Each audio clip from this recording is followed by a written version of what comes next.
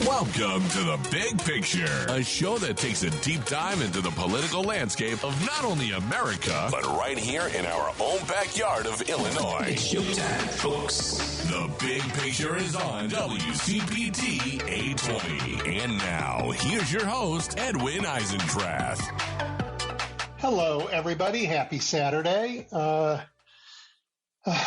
we're going into a holiday. Time to remember all the hard work people do and the labor movement that has meant so much to America and has been so vilified by the right wing. It's amazing. We get the time off because of the labor movement. We have 8-hour work days. We have minimum wages. We have all kinds of things that would never have been here. We'd have been a country with just really, really rich people taking advantage of the labor of everybody else.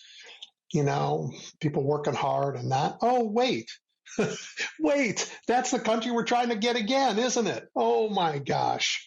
Wow. Yeah, that's where we are at Labor Day in 2025. Boy, do we have work to do. We have a lot of work to do. One place people are working, though, is in the construction trades and particularly rebuilding our expressways because, boy, there's a lot of expressway construction here in Chicago. I mean, take, for example, getting to Great Lakes Naval Training Station.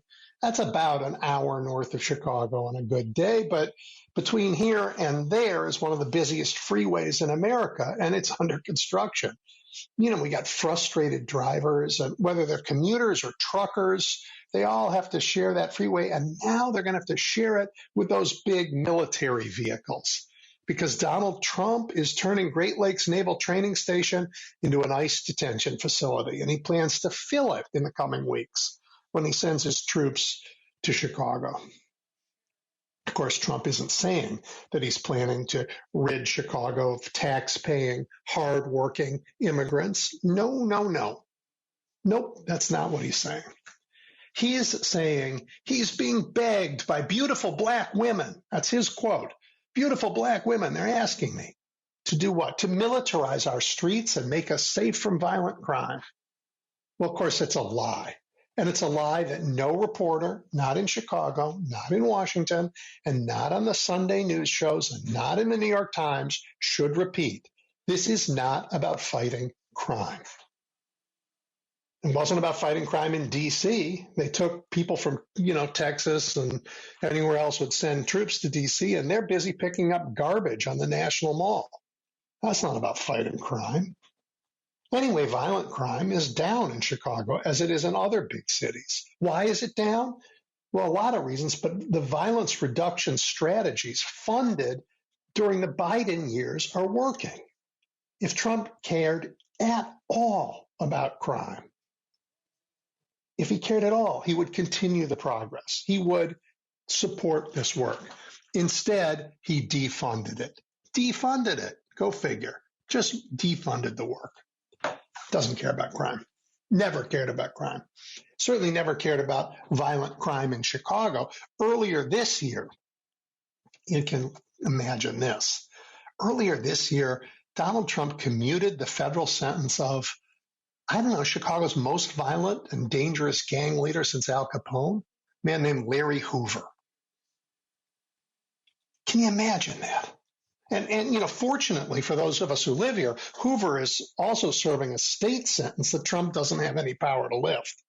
But commuting Hoover's sentence and concern for violent crime on our streets, they are absolutely incompatible ideas. And you know what? While we're on the topic of his pardons, he pardoned more than 50 Illinois residents who were convicted or charged with the insurrection on January 6th, and among those that he pardoned were dangerous criminals, people with prior convictions for assault and battery, for burglary, for drug possession and distribution, for firearms violations. Commuting those sentences those sentences, and a concern for violent crime on our streets, again, absolutely incompatible. He does not care. He doesn't care. He has something else in mind. He has something else in mind, something sinister. But look, there's another story to tell about Mr. Trump's relationship to Chicago.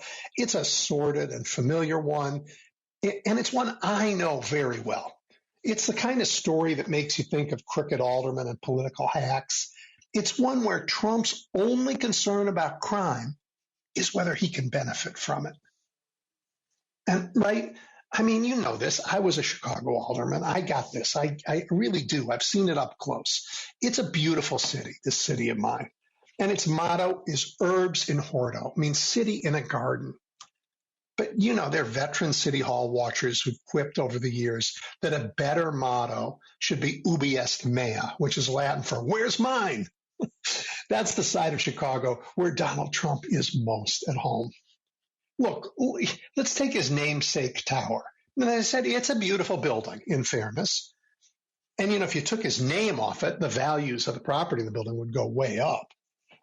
It's a beautiful building. It sits on the site, the former site of the Chicago Sun-Times, where I was once CEO.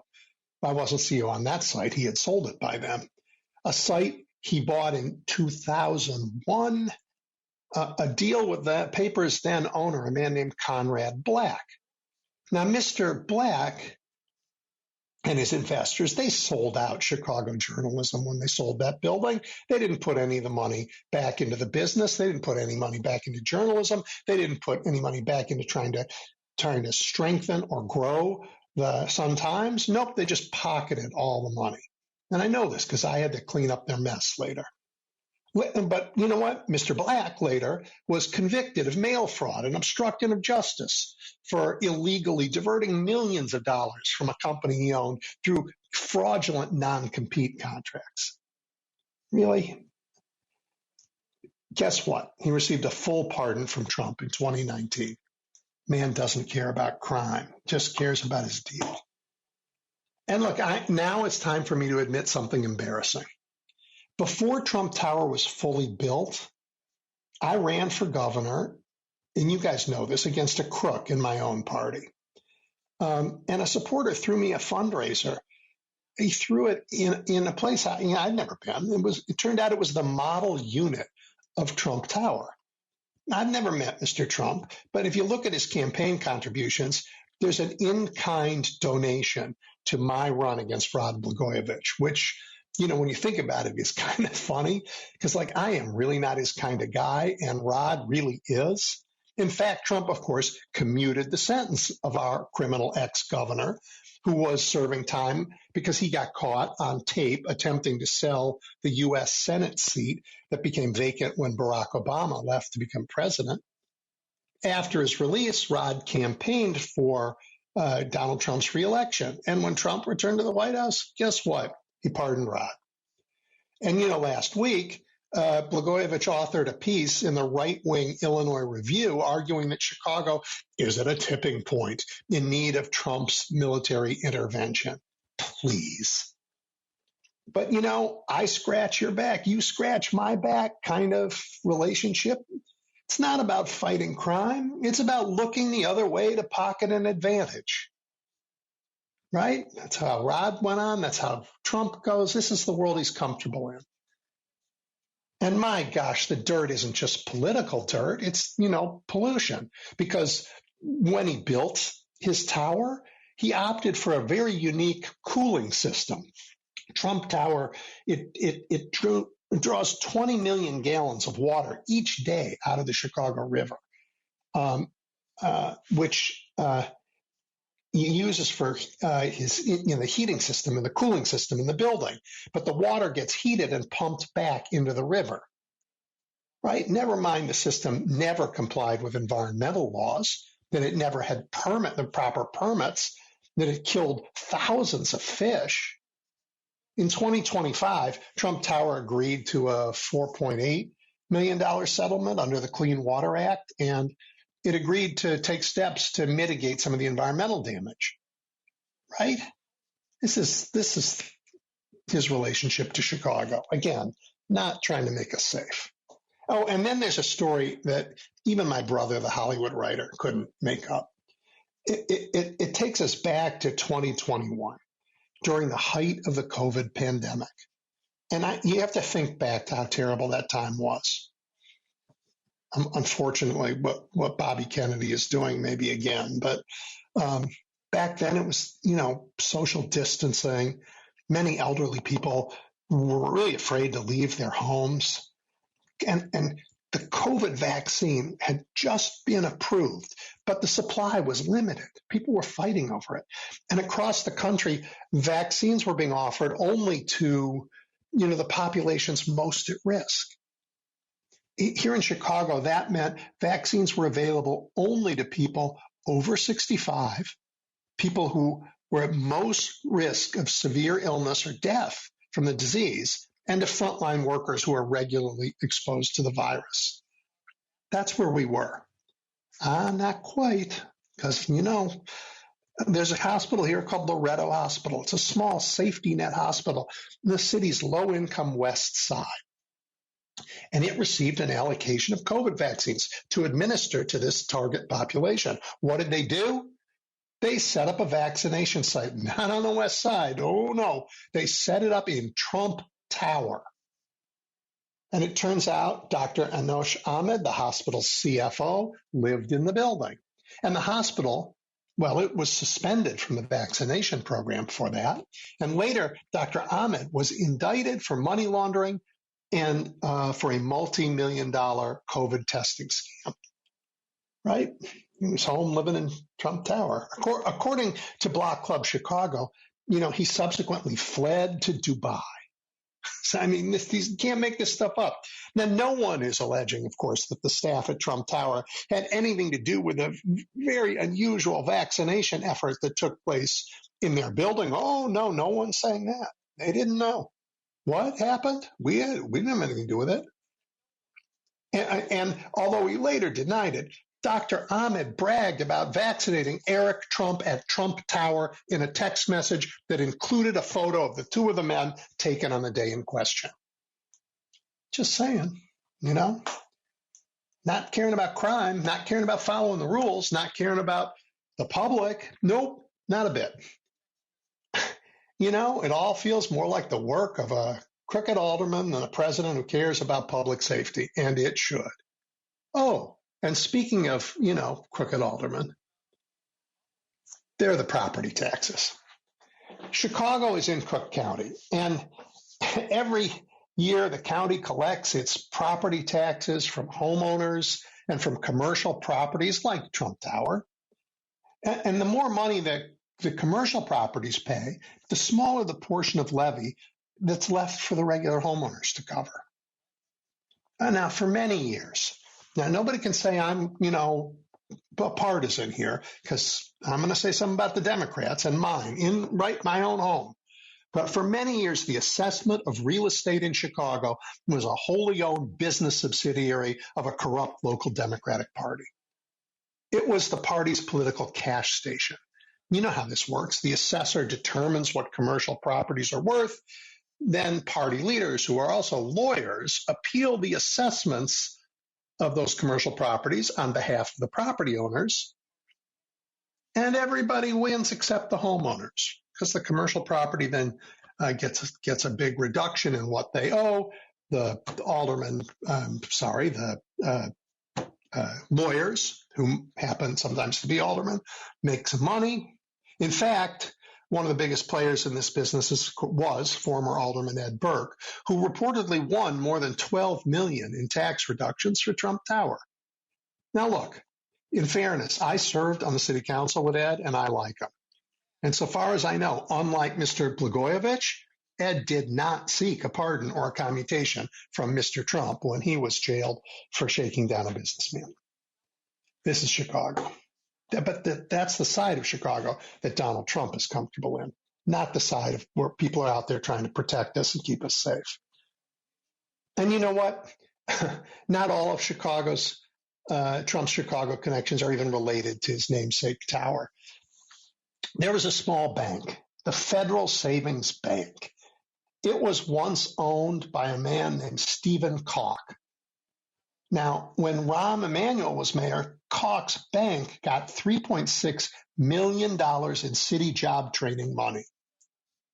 Later, Koch made a $16 million loan to a guy named Paul Manafort. Does that name ring a bell? Paul Manafort, Trump's Russia-connected campaign manager. Koch then served on Trump's campaign economic advisory committee because, he paid for the privilege, and he tried to buy himself a cabinet seat. It didn't work out. Koch was convicted of trying to bribe Manafort, and he went to jail for a year. Manafort was convicted of financial crimes relating to his work for pro-Russian Ukraine political leaders. Well, you know what's more important to Donald Trump, right? He pardoned Manafort for the pro-Russian crimes relating to the pro-Russian folks. Anyway, none of these stories, none of them, none, hint that Trump cares one bit about crime, unless he can somehow be its beneficiary. So listen, when reporters talk about sending troops to Chicago, they might say it's an autocratic show of force. They might say it's an attempt to suppress Democratic votes. They might say it's about intimidating political opponents. They might even look to see if any of the troops or the leaders are housed at Trump Tower at taxpayer expense. But they must not once, not ever, say it has anything to do with crime in our streets. If they do, call up the station, write the publisher, call them out. All right, fabulous show for you. Non-Parai, Ann Applebaum, is coming up. She is fantastic. Jen Bendry, who is a terrific reporter in D.C., is here. A great friend of the show, Jill Lawrence, is back, and Will Stancil, who has a lot to say about how we can fight back, will be rounded up at the end. We'll be back with Ann Applebaum in just a moment. You're listening to The Big Picture with Edwin Eisendrath on WCPT 820.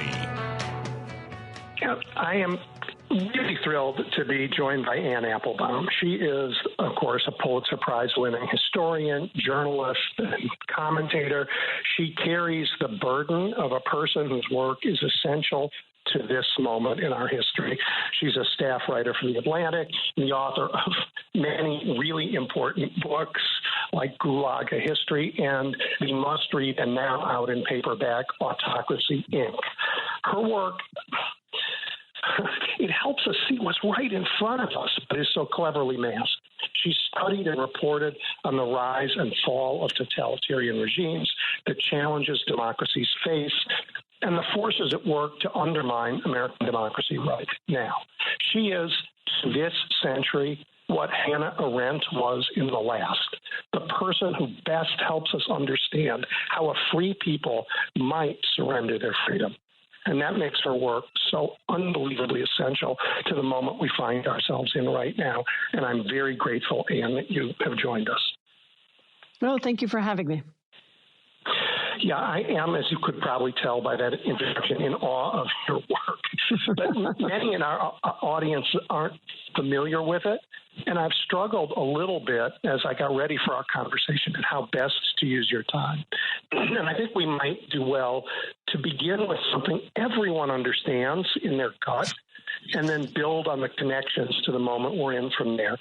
And happily, it's something you cover in Autocracy, Inc., and that thing is greed and corruption. I mean, I'm talking to you from Chicago, where we have quite a history of that. But there's something different about the greed and corruption you write about. And it's, at some point, petty grift turns into a system of control. Can you talk about that and its role in autocracies? Yes. So in my book, I actually use the word kleptocracy, and it's not that common a word, so maybe worth explaining. What it means is a political system that is based on and organized around theft.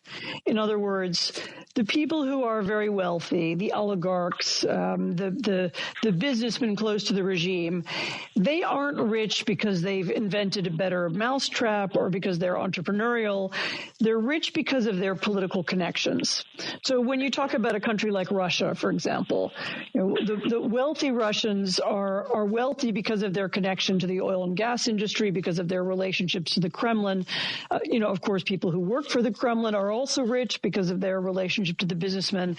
And the political system, Russian foreign policy, Russian domestic policy, is organized around enriching those people. And this political system, you can now find versions of it. I mean, I don't want to be overgeneral because it varies from country to country. You can now find versions of this in all over the world, and especially in dictatorships. And what we've also begun to see in the last decade is that the kleptocracies begin to work together. In other words, the quasi-state, quasi-private companies in one country invest in the quasi-state, quasi-private countries in another. These are economic ties, which are also political relationships. They help one another get around sanctions in some cases. They help one another evade export restrictions. For example, you can see there's a very strange relationship between Iran and Venezuela, for example, two countries that don't have anything in common historically or culturally, but are related because they have a common interest in producing oil and getting access to oil technology, even though both countries are under sanctions. And so the kleptocracies have begun to work together. And that's one of the main themes of my book, actually. Where did this system come from? How did it develop? And then I'm sure you'll want to talk about this further, how the Western world, Europe and America, originally facilitated the rise of this system, what we can do about it now, and of course, is the United States at risk of developing into something similar? Yeah, you bet I want to talk about that. But before we get to that, in your book, you describe, and thank you for starting with this kleptocracy. You describe this, this contemporary incarnation of autocratic state as a network of the corrupt financial structures, advanced surveillance, full-time propagandists, and as you said, they work together internationally. Can you explain, just go through all of those elements a little bit, and then we'll get to how we facilitated it and where we are? Sure. Well, I spoke a little bit about kleptocracy, but you're right. There are other ways in which modern autocracies also work together. And I should say from the beginning, I'm talking about countries that do not have the same ideology. So this is not the Cold War, and they aren't working from the same playbook, and they don't meet in some secret room together. When we're talking about Russia or Iran or North Korea or China or Zimbabwe, these are different systems that use different language, but they do have a few things in common. And one of the things they have in common is that all of them feel threatened by the language and rhetoric of democracy, of rule of law in particular, of transparency, of accountability. And all of them have come to see that language, and of course the language of human rights, and all of them have come to see that language and those ideas as major, even existential threats to themselves. So they understand that people can be moved by a desire for justice or a desire for freedom or a belief that courts should be fair to everybody and not always favoring, the politically powerful. And they therefore fight against these ideas wherever they come from. And that includes inside their own countries and around the world. And towards that end, they have developed a kind of a form of recognizable authoritarian propaganda. Again, not the same everywhere, but often with similar themes. I think we're all by now familiar with the Russian version, which we see in all the time, actually, in U.S. social media and European social media, sometimes as Russian, sometimes disguised as something else, pushing, far right and extremist language, arguing, mocking and making fun of democratic institutions, seeking to undermine trust. All these things these are deliberate projects. The Russians were the leaders of it, but you now have almost every authoritarian country deploy some of the same tactics. So the Venezuelans have a set of international broadcasters that do this work in Latin America. The Iranians have something called Press TV, which promotes very similar themes. In my book, I trace actually a few themes and conspiracy theories that all these countries have promoted. A good example is at the very beginning of the war of the full-scale invasion of Ukraine, there was a false conspiracy theory about so-called biolabs, supposedly laboratories in Ukraine that were supposed to be producing biological weapons. This was a Russian conspiracy theory, but it was picked up by the Chinese. It was broadcast on Chinese state media and on Chinese international media all around Africa and Asia. It was picked up by the Venezuelans. It was picked up by the Iranians. I found it in the Arabic language. I found it in all kinds of places all over the world as these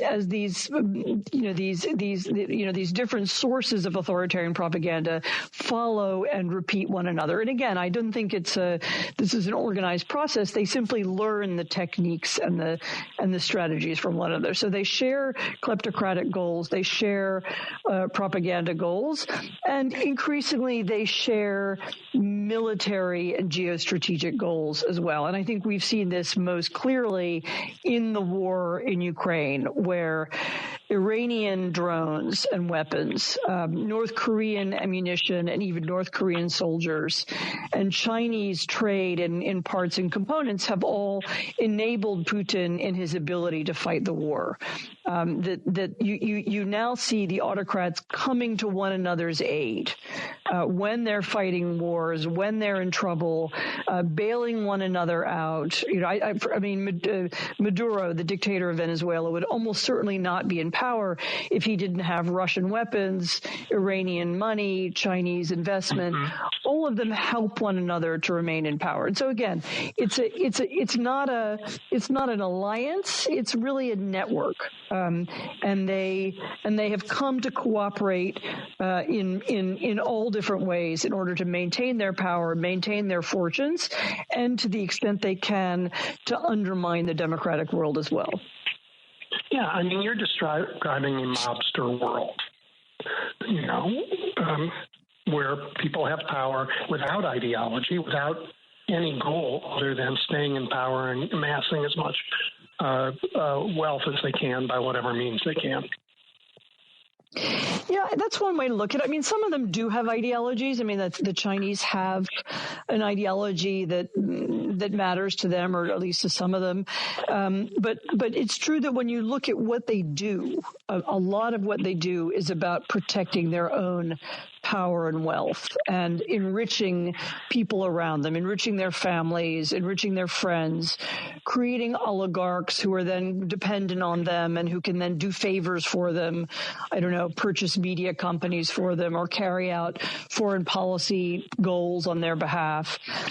So yes, it's a world of people whose main interest is themselves and their power. And of course, but that also means that their main interest is not the prosperity or the happiness or the success of their nations. So what happens to their own people is less important. And actually, I should say that I think for this reason, we found them for a long time hard to understand. So we're used to thinking, until recently anyway, we were used to thinking in the democratic world that the point of being in politics was, to increase your country's wealth and make it more prosperous, or, to make your country more successful. That's not, for example, how Putin sees his task. He doesn't care if ordinary Russians are prosperous. His goal, he has different goals, and they're about him. They're about his clique. They're about his power. In his case, they're also about his fantasies about history. Well, I mean, that's not new, right? Napoleon described his soldiers as cannon fodder. Right? Sure. No, it's absolutely. It's not. It's not new. It's just in contrast to the way we've been used to thinking about politics for the last 40 years. Yeah. Ours was an exception for a while. So you raised earlier this very intriguing and terrifying line of thought that you track in your book about how we enabled this to rise in the world. You want to talk about that? Sure. I mean, let me say that in the 1990s, when we first opened up trade to Russia and China, many of the people who did so at the time did it in good faith. And there was, I think, a genuine belief that was based on the historical experience of the collapse of communism and also of the integration of Europe after the Second World War. There was a belief that trade and economic relationships between the democratic world and the authoritarian world were not only good, could be profitable, but would also help create better relationships, maybe create peace, maybe even spread the ideas of democracy as we used to say, from west to east. And I think people genuinely believe that. I remember people saying, trade is going to bring democracy to China. And I was like, I had worked in China. I'm like, I don't think so, but okay. To be fair, there were Chinese who believed that, just as there were Russians who believed it. And so I think it was even possible to say, certainly in the early days, that if nothing else, trade opened up China and made China, there was more movement, there were more possibilities for people, there was more, there were more options for ordinary Chinese people. So I'm not sure that it was, that was initially wrong. So that did. But I think what happened is that as time went on, the leaders of these regimes, and this is especially true of Russia and China, but you can look farther into the autocratic world as well, began to understand that yes, it was possible that trade was opening things up, that people were being exposed to new ideas, and that therefore the ideas of democracy and of the rule of law and of rights were becoming a problem for them and were becoming dangerous to them. And I think Putin understood this already in the early 2000s. I think the Chinese began to understand it too. And you see there's a very important turning point. In Russia, it comes in 2014 with the Revolution of Dignity in Ukraine, when young Ukrainians went out on the street protesting against their authoritarian president who was breaking their constitution, and they waved EU flags and they waved signs about anti-corruption, and they won. Their president became frightened. This is President Yanukovych, and fled the country. Putin looked at that and he saw his worst nightmare. This is exactly what he was afraid of, is that kind of language and that kind of energy overthrowing him. And this is when he began to push hard. I mean, he'd been moving that way for a while, but he began to push much harder in the other direction. And this, of course, is when he launched his first invasion of Ukraine. Around about 2013, you can see the same movement happen in China. So in that year, famously, the Chinese Communist Party issues a document. Famously, it's called Document Number 9. And this document lists the major threats to the Chinese Communist Party. And number 1 on the list is Western constitutional democracy. And also on that list is civil society and I think independent media and other things that we recognize as part of our political system. And this idea that these institutions pose a threat to the party is part of the rise of Xi Jinping. He identifies these things as a problem, and he begins both inside China to push back against them in propaganda and using repressive techniques, and also around the world. So the Chinese begin to argue back against the idea, for example, of universal rights, which, they de facto accepted as part of the UN system, and they begin trying to undermine that idea. They begin criticizing the idea of human rights. They try to take human rights language out of international institutions. And so on. So they also begin to identify these ideas as a threat to their power. How did we respond to that? We didn't really respond. It took some time, I think, before the leaders of Europe, the leaders of the United States, and other democracies around the world understood this shift. So, I mean, again, I'm exaggerating. Of course, there were some people who understood it because I wrote about it. Others understood that these changes were happening. But the problem is that the trading relationships between Europe and America and China and especially between Europe and Russia and in the oil and gas had become so important and so economically significant that it became very, very inconvenient and unpleasant to acknowledge that this change had shifted. In other words, that through building pipelines with Russia, we weren't, building a more peaceful world. In fact, what we were doing was enriching oligarchs who then had malign intentions towards Europe and who sought to undermine the European Union and destroy NATO. And so it took a number of years and really quite an amazingly long period of time for people to recognize this. So even after the invasion of Crimea in 2014, the Germans did not want to recognize the damage that they were doing to themselves and to Europe that came from the Nord Stream pipelines and the rest of their economic relationship with Russia. Do you think we were distracted as well by our post 9/11 wars around the world, and that was our focus, and our international relationship building was focused on building coalitions to fight those wars, and it took our eye off of values that were really the global fight? There is no question that we were distracted by the war on terrorism, and that because of that, we misunderstood changes that were happening inside Russia and China. I also think that in the course of the war on terrorism, in different ways, and this is maybe a longer conversation for another time, we also contributed to the decline of global legal institutions and international institutions that we chose to ignore. Both this has happened in the context of the invasion of Iraq, but also in other areas.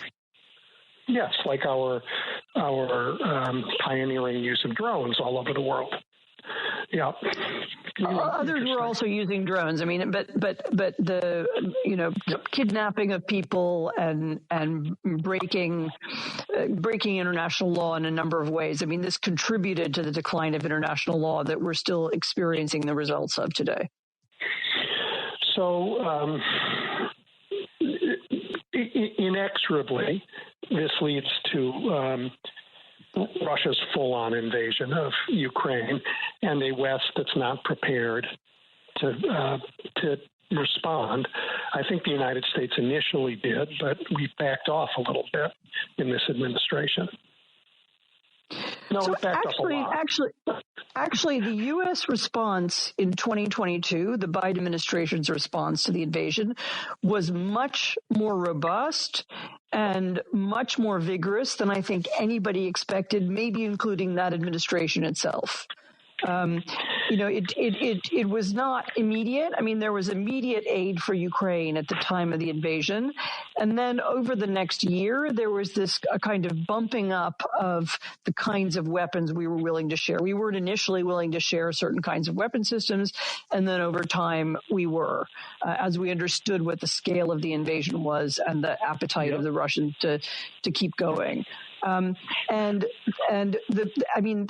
Biden administration's contribution to the war, not only in its giving weapons to Ukraine, but also in its organization of the rest of the democratic world, the so-called Ramstein process, where the U.S. led a huge coalition. Actually, I think at one point it had more than 50 countries, European, but also Asian democracies and others who were, the U.S. coordinated financial and military aid to Ukraine, helped the Ukrainians with intelligence, helped them understand the battlefield, All that was incredibly important and very, very significant, and I should say was not anticipated or expected by Russia at all. The Russians did not think we would do it, and they didn't expect it. And one of the reasons why the war that was supposed to be over in 3 days lasted instead for 3 years was because of the Biden administration's incredible contribution. I mean, I say that even though in the end, it wasn't enough. I mean, we were never quite fast enough. There was never quite enough available. We hadn't counted or expected the war to be as intense as it was, and so on. I mean, there are plenty of people who are critiquing Biden for all of that. Yeah. But by comparison to the current administration, let's get to the current one in a second. I'm sorry for interrupting, but it was almost as if an aggressive war in Europe reminded at least some in America of the things that we forgot during the war on terrorism and during the rush to globalize and reap global profits and that interconnectivity from the 90s. We sort of lost in that period this sense of there really is the democracy isn't going to float around the world on its own. It is a constant battle, and there are values that we stand for, and we lost that. It was as if we got it back a little bit, seeing this war in Europe, but always in America, whether it was Tucker Carlson doing Russia's bidding, there was this undermining of that idea. And then we get to this administration. So the undermining of the idea was not an accident. I mean, the Russians have been conducting for more than a decade, a program of, manipulation and propaganda aimed at the United States and aimed at Europe that was deliberately designed to undermine faith in democracy and democratic institutions. And I should say, it's not as if they were manipulating innocent people. They had willing listeners. There were people like Carlson, like J.D. Vance and others who were willing to take up and use their ideas for their own purposes. So, so in a way, it was a kind of joint effort. It wasn't the Russians by themselves, but there was an effort aimed very squarely at the foundational ideas and values of democracy that was designed to undermine the American effort in Ukraine, undermine America's alliances, and indeed to undermine Americans' faith in democracy itself. And we see many of the fruits of that effort today. It was very, in some ways, astonishingly successful. We had turned to the U.S. a little bit, and you were about to talk. You were beginning to talk about the aspects of the Fed that aren't taught in civics class. And I want to tell you that when you said it, I'm like, do we still teach civics class? But I took your point. So there's another important aspect of the attack on the Fed that I want to underline, because one of the aspects of democracy, one of the things that makes democracies work, is something that's not taught necessarily in civics classes, assuming there are civics classes anywhere that are still taught. And that is the importance to democracies of independent and nonpartisan institutions that maintain a certain structure and a certain level playing field, no matter who's in power.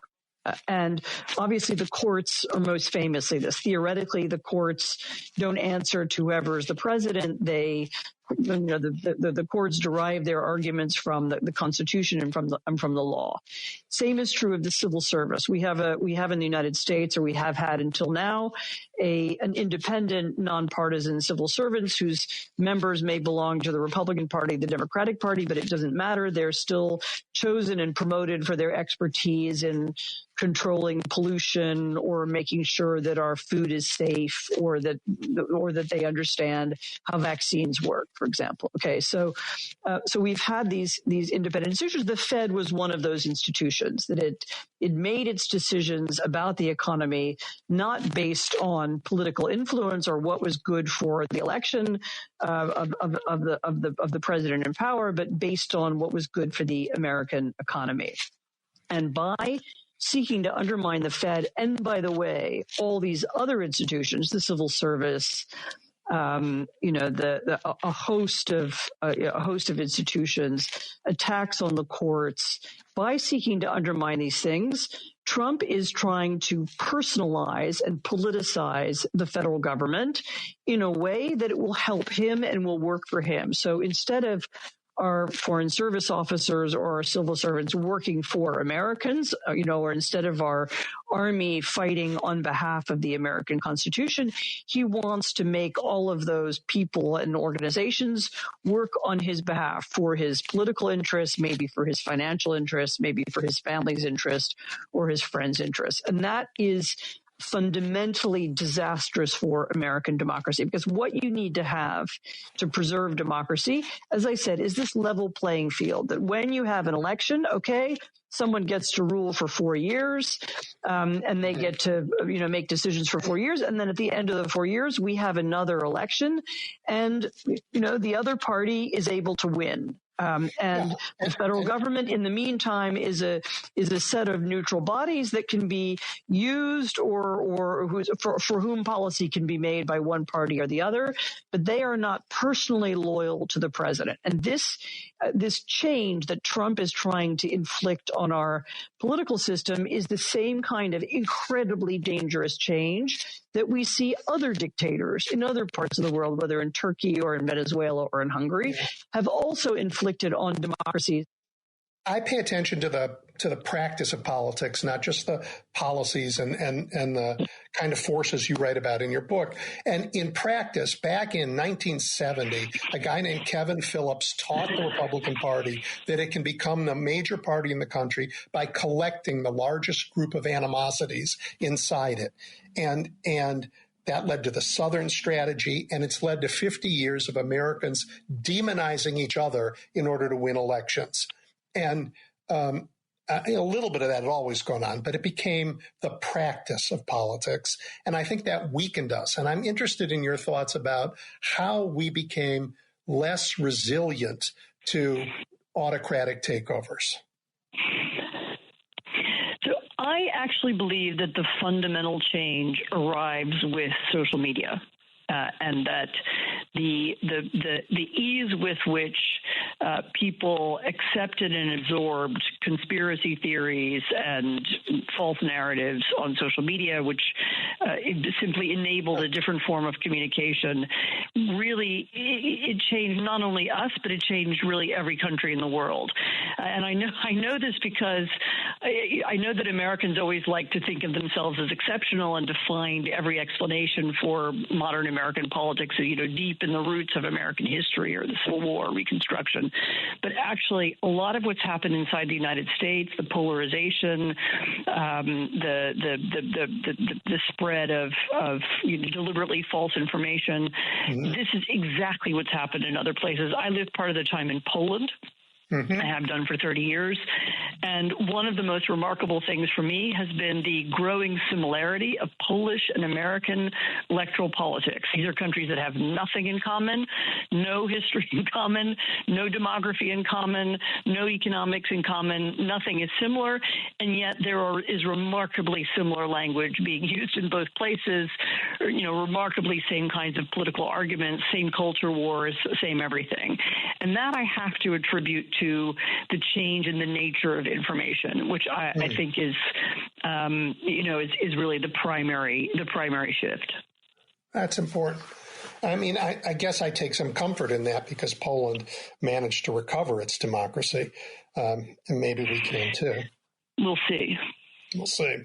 So I want to read you a quote from FDR in 1938. Because I also think we had some problems after the 2008 financial crisis and the growing wealth gap.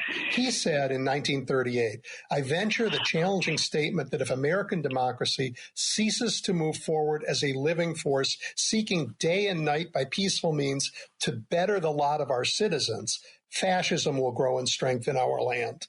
His insight was that people have to understand their government is really fighting for them, and they have to feel that their lives are getting better or will be vulnerable. And I get a sense that, at least for a couple generations, that's not been the case.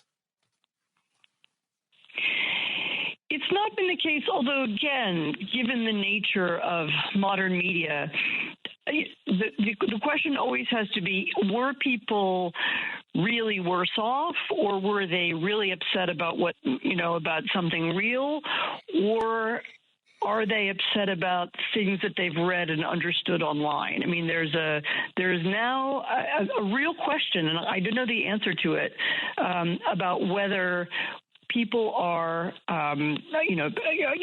whether people are really affected by reality, by the things that they encounter in their lives, in their jobs, and in their private lives, or whether they are upset about things that they've learned about and discovered in the online world. And I don't know the answer. I mean, I fear that the online world is now just as powerful and just as emotive and moving as the real world. And so the question of what the real economy looks like and how people are really experiencing it I'm not saying it's not important or not significant, and at certain moments maybe it's the most important thing, but it's also not the only thing that's going on. Yep. All right, let's end with zooming way out beyond our borders and talk about the impact of this consolidating autocracy on the world. You wrote a beautiful and terribly distressing piece in The Atlantic called "This is What the End of the Liberal World Order Looks Like." Can you just talk a little bit about what you saw in Sudan and other places about what happens when when we lose this battle? Sudan is a really fascinating and tragic example of a place in which there are now, in practice, no functional international institutions, no rule of law, no people, no outsiders who are working towards a solution to their civil war. On the contrary, Sudan is now a place of anarchy where a whole host of regional powers, they're not superpowers, they're sometimes called middle powers, are all seeking to gain whatever they can out of the fighting in Sudan, to sell weapons, to get hold of gold, to have political influence, and are amplifying and increasing existing conflicts. And those powers include Saudi Arabia, the Emirates, Turkey, Egypt, but also Russia, which fights on both sides of the conflict, Iran, and others. And so what you get is a kind of anarchy. There's a sense that and nobody's coming to fix it. There are no American diplomats coming to set up a peace conference or start a negotiation. There's no UN. There's no representative of the UN Secretary General with the power or the influence to bring everybody to the table. There's really nothing. The outside negotiators that we got used to, who were sometimes pretty useless, but sometimes able to end wars, or who were at least trying to do that, they just don't exist at all anymore. And what you get is this kind of anarchy and despair and a kind of nihilism. People are simply there to make money, to steal what they can, and to get out. And I fear that model that I found in Sudan, we will begin to see in other places. And we already do see it in other places. Places like Libya or Yemen or Syria until recently are also subject to this kind of anarchy and nihilism. Yeah. Failed states are very dangerous. We found that out to our horror as the training ground for 9/11. But if we don't have our own house in order, I guess we can't be very helpful anywhere else. And your work is essential for us. I don't know how you do it and get up in the morning every day looking at what you look at. Thank you very much. Actually, I have lots of reasons to get up, and I also believe very much that nothing is inevitable. There's no such thing as historical determinism, and naming and identifying the problems can help us solve them and help us find the solutions. And I believe there are people who see solutions and are working towards them. So I don't mean for my work to cause despair. I mean for it to create ambition and engagement. Yeah, I think it does. but it's hard to look at for sure. As I said at the beginning, you are our Times Hannah Arendt, explaining this horrid phenomenon. But unlike Hannah Arendt, you're doing it before it's too late. I hope so. There are other reasons why a comparison to Hannah Arendt is worrisome, but thank you very much for the. Yep. Thank you so much. Really appreciate it. Thank you. Bye. You're listening to The Big Picture with Edwin Eisendrath on WCPT 820. All right, everybody. I'm joined now by Jennifer Bendry. She is the politics reporter for HuffPost. She covers Congress and the White House and lives in that encampment known as Washington, D.C. Jen, welcome. Thank you. You've had a couple stories that sort of knocked my socks off this week. So why don't we start with the revelation of how many people have actually been cut from the federal government? Well, the latest numbers that are out there per one report that I reviewed, we're more than 199,000 people who have been lost, who have lost their jobs in the federal government since January. That is, to give it context, there are roughly 2.3 million people who have been in the federal workforce by the start of the year. So we're nearly literally decimating the federal workforce. And I learned, I'm not ashamed to admit, I learned that decimating actually means removing 1 in 10, which makes sense because deca is 10. But I literally did not know until I wrote this story that decimate means literally 1 in 10 gone. And so we are literally nearly decimating the federal workforce. Well, Jen, and in fact, decimation was if a Roman legion performed badly as punishment, what was left was decimated. They killed 1 in 10 of them as punishment for not doing what the emperor wanted. So literally, This is what we're doing. Yeah. Yes. All right, and nearly 50,000 of these are veterans, aren't they? Well, I'm not sure what the number is of veterans specifically, but I know that roughly 1 in 4 federal workers overall are one veterans. In 4 of 200,000 is 50,000. So correct, but I'm not sure in this chunk of mass firings how many are veterans. But yes, like statistically, it would be about 50,000 are veterans. Which what does this mean for our ability to govern? Well, that's a really good question. I asked that question to Russ Vought, who runs the Office of Management and Budget. For anyone who would be listening to this who might not know who that is or what that office is, Russ Vought is easily one of the masterminds behind what is happening right now with this administration. It's not Trump per se doing all the behind the scenes legwork. It is Russ Vought and arguably Stephen Miller. But Russ Vought's whole jam is shrinking the government by any means necessary. And he's the one driving this. He's the one who had this all mapped out in Project 2025. And I asked his office, how should we expect the federal government to operate with 1/10 fewer employees?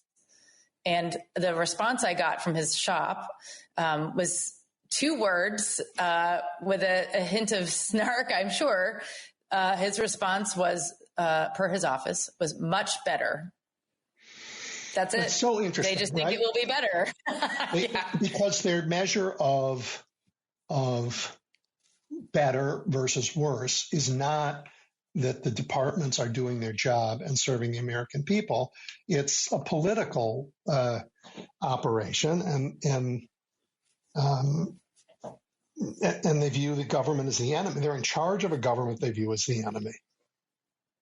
That's right. And I think that, I got to say, I did a roundtable reporter event with Russ Vought a couple months ago, and that was the first time I'd ever engaged with him personally and watched him personally and kind of gotten a sense of who he is really.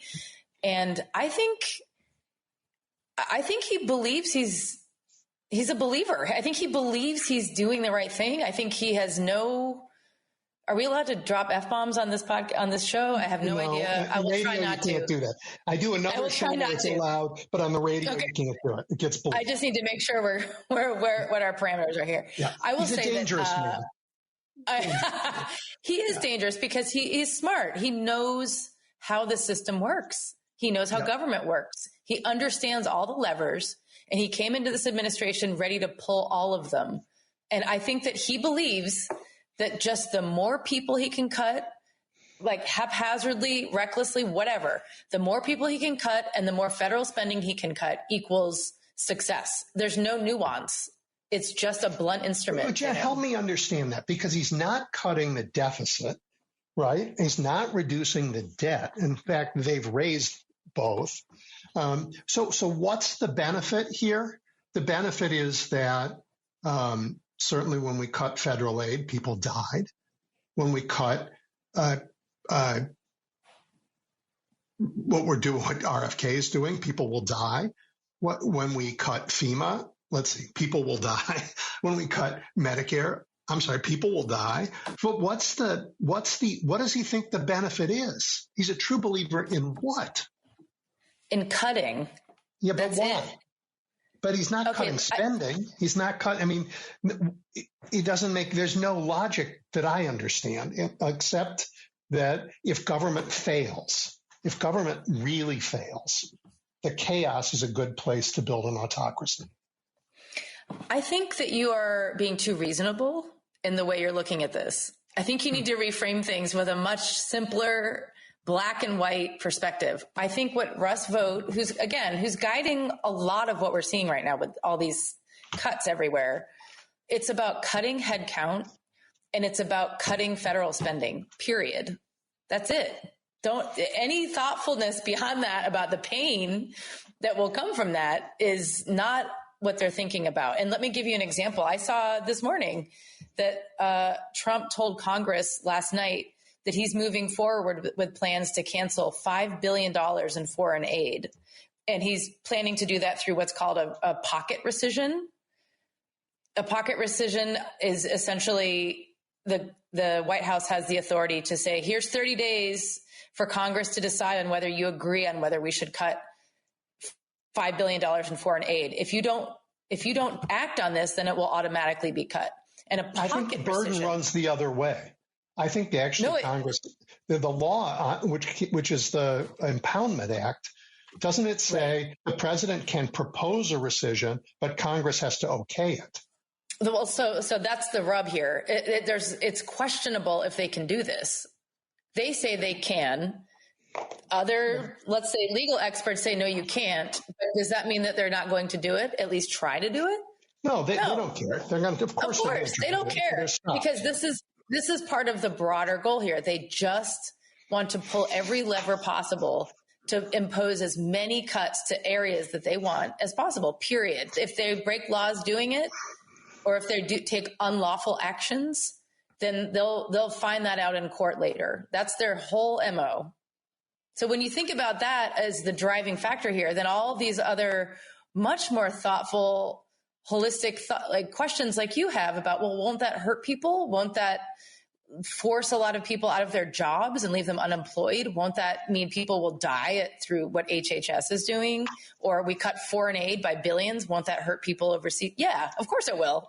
But that's not what they're thinking about. They're only thinking about cutting headcount and cutting federal spending with large numbers to make it look like, because they think that we shouldn't be spending money on foreign aid. I mean, you have to reframe your much more thoughtful and, policy-minded, smart policy-minded ways. You have to pare it down. Yeah, to I see it through the lens of blunt focuses. I mean, I think they're doing it to grab hold of power forever. Of course. You talked. You sort of related. I guess you also posted this morning one senator who has. He's a Republican. He's a doctor. He has spent his life on vaccines. He cares about public health, and he voted to confirm RFK. And you posted this morning the speech he gave way back when he approved, when he voted for Kennedy, where he said, he promised he's never going to fire that board that decides about vaccines. Oops. We promised he would work with me on all of the appointments in his office so that they would be cognizant of the science and care about it. Oops. He promised that they would, that all of the voices would help make America more healthy. Oops again. So he's either a fool or they're much better liars than we think. What's going to happen now? Who's going to push back on this massive disaster that is public health in America led by RFK? Well, it's going to take Republicans stepping up to the plate. And to date, they have not at all. I mean, you're talking about Senator Bill Cassidy. I am. Who, as you said, he's a physician. He's the chairman of the Senate Health Committee. So he's the guy in the Senate to look to for a few reasons, to look to for in theory, a smart response to what RFK is doing. The problem is, yes, he voted for him, and that sort of sealed the deal. Why did he vote for him? He voted for him to be in this job, and now he's complaining, rightly so, that what RFK is doing in his job is going to get people killed. But is he going to do anything? No, when they come Bill back Cassidy? Yeah.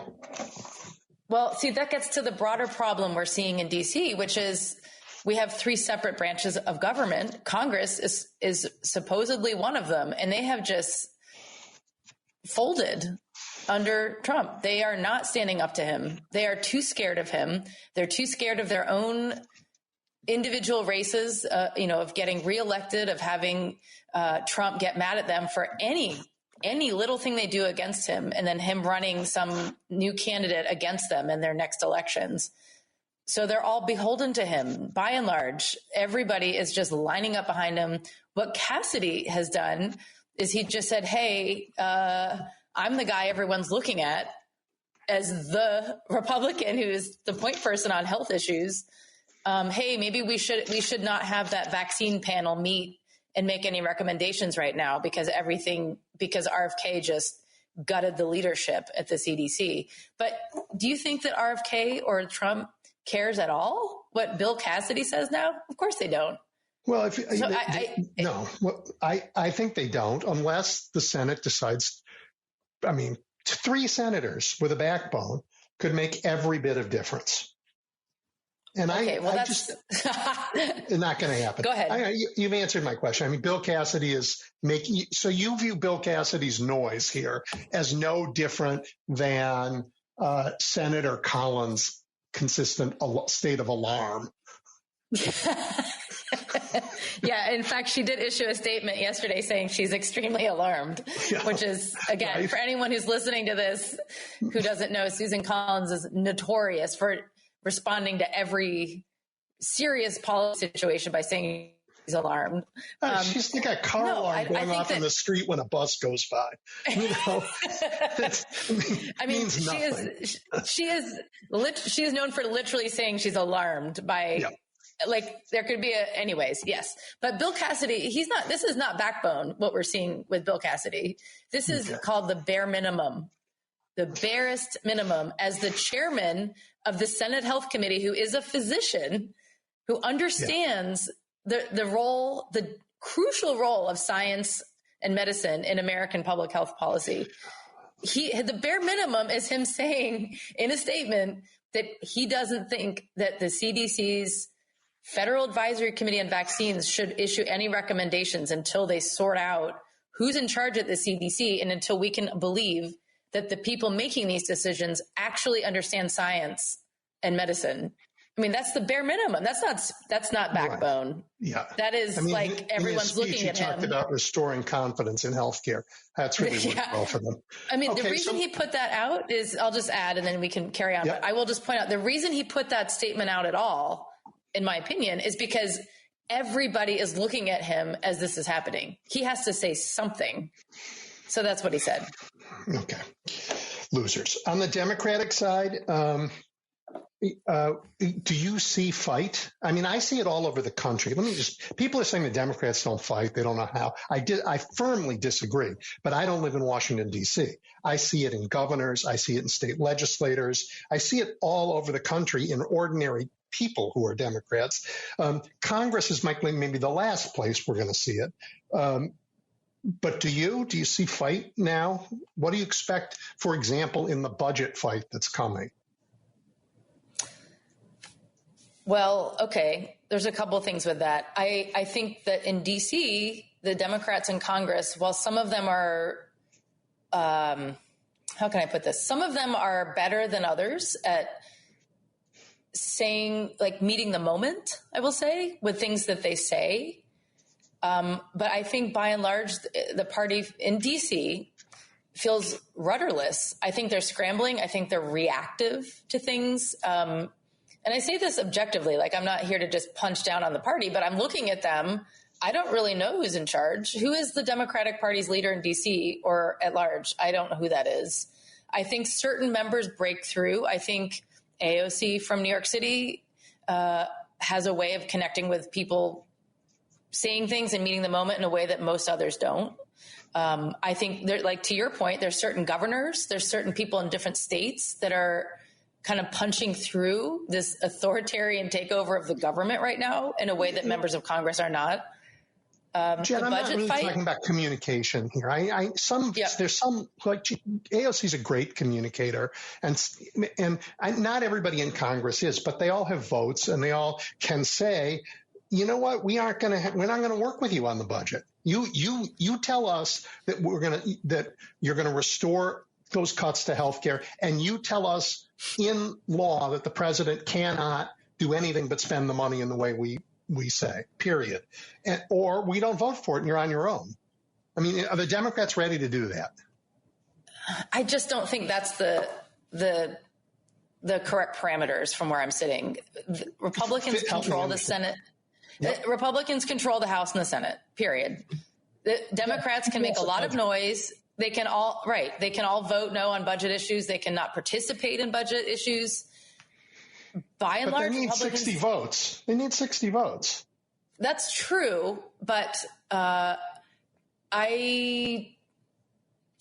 think my mind has gone beyond that piece of this because I'm already thinking of the administration steamrolling whatever Congress wants to do on the budget anyway. So the traditional appropriations process and budget process, to me, is already sort of being pushed aside by the administration. Well, so you're describing, just so we're clear, a lawless executive branch. One that says, correct, we don't care what Congress says, we're doing what we want. And I don't want to just elide over that. That's enormously terrifying. Correct. It is. And it's been happening all the time in sometimes more subtle ways, sometimes more obvious ways. But on the issue of the budget, I think that there are members in the Democratic Party, in both parties, who still believe we must be bipartisan. We must have our standard processes. We are a branch of government. There are some people saying that, but that feels almost cute right now. Because if you're paying attention to what the administration is doing, they don't care. And you've got people like I said, like Russ Vought, people who understand all the levers, all the 150-year-old laws that haven't been used to push through arcane ways of bypassing Congress so Trump can push the absolute limits of his executive power. And they are absolutely doing this to Congress. I think on the budget, perhaps we'll see some Democrats working with Republicans to be like, yes, we still care about this. We're going to get this done. And then let's say they produce a bipartisan budget. Do you think the White House and the Trump administration is going to be like, we love that budget, we'll build on that? No. They're going to say, we want our own anyway. Well, Congress has to put in law that they have to make it very clear in the law that the money must be spent and must be spent on a timetable and must be spent in the way that Congress demands. And if they don't, that will be once again back in court, and whether the administration abides by the rulings of the courts, we will see. So far, they have resisted and lied in the courts, and sometimes not done what the courts have asked. But I think they're afraid to have a complete break. Of course they are. There's so much cowardice right now in Congress. They've always been cowards, but look, I've been covering Congress for almost 20 years, and I've seen bad erosion of this branch of government in the past. I've seen good fights, bad fights, all kinds of things, right? This year, what are we, 8 months in, 7 months in? I don't think I've ever seen a Congress so pathetic. There's a lot of adjectives you could put in there, but it's like impotent. Like they're just, and they've done it to themselves. Let's leave Congress. If that's where they are, we don't need to spend too much more time on it. Correct. You went to visit the Smithsonian and you talked to staff and volunteers. What are people in this fabulous institution telling you? Well, we should probably preface that by saying the reason I was there is because Trump is currently trying to rewrite history in the Smithsonian museums by pulling down certain language, at least threats to do that, erasing exhibits relating to race and gender. At present, Trump is complaining that there's too much focus on slavery in, let's say, the African American History Museum, a beautiful museum with an incredibly smart layout and history of American, African American history.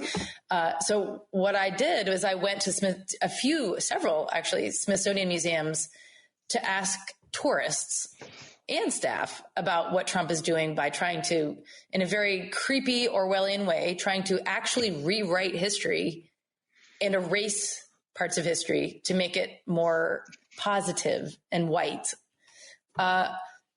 I found people who voted for Trump.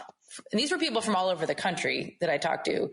People from the Midwest, red states, blue states, people who voted for Trump, people who absolutely don't like Trump, people who wouldn't say who they voted for, but you could kind of get a sense that they voted either way. The conclusion that I found from this random sampling of Americans is that literally none of them like what is happening with what Trump is doing to the museums. People are very angry about this idea of Trump trying to erase history, censor art that he doesn't like.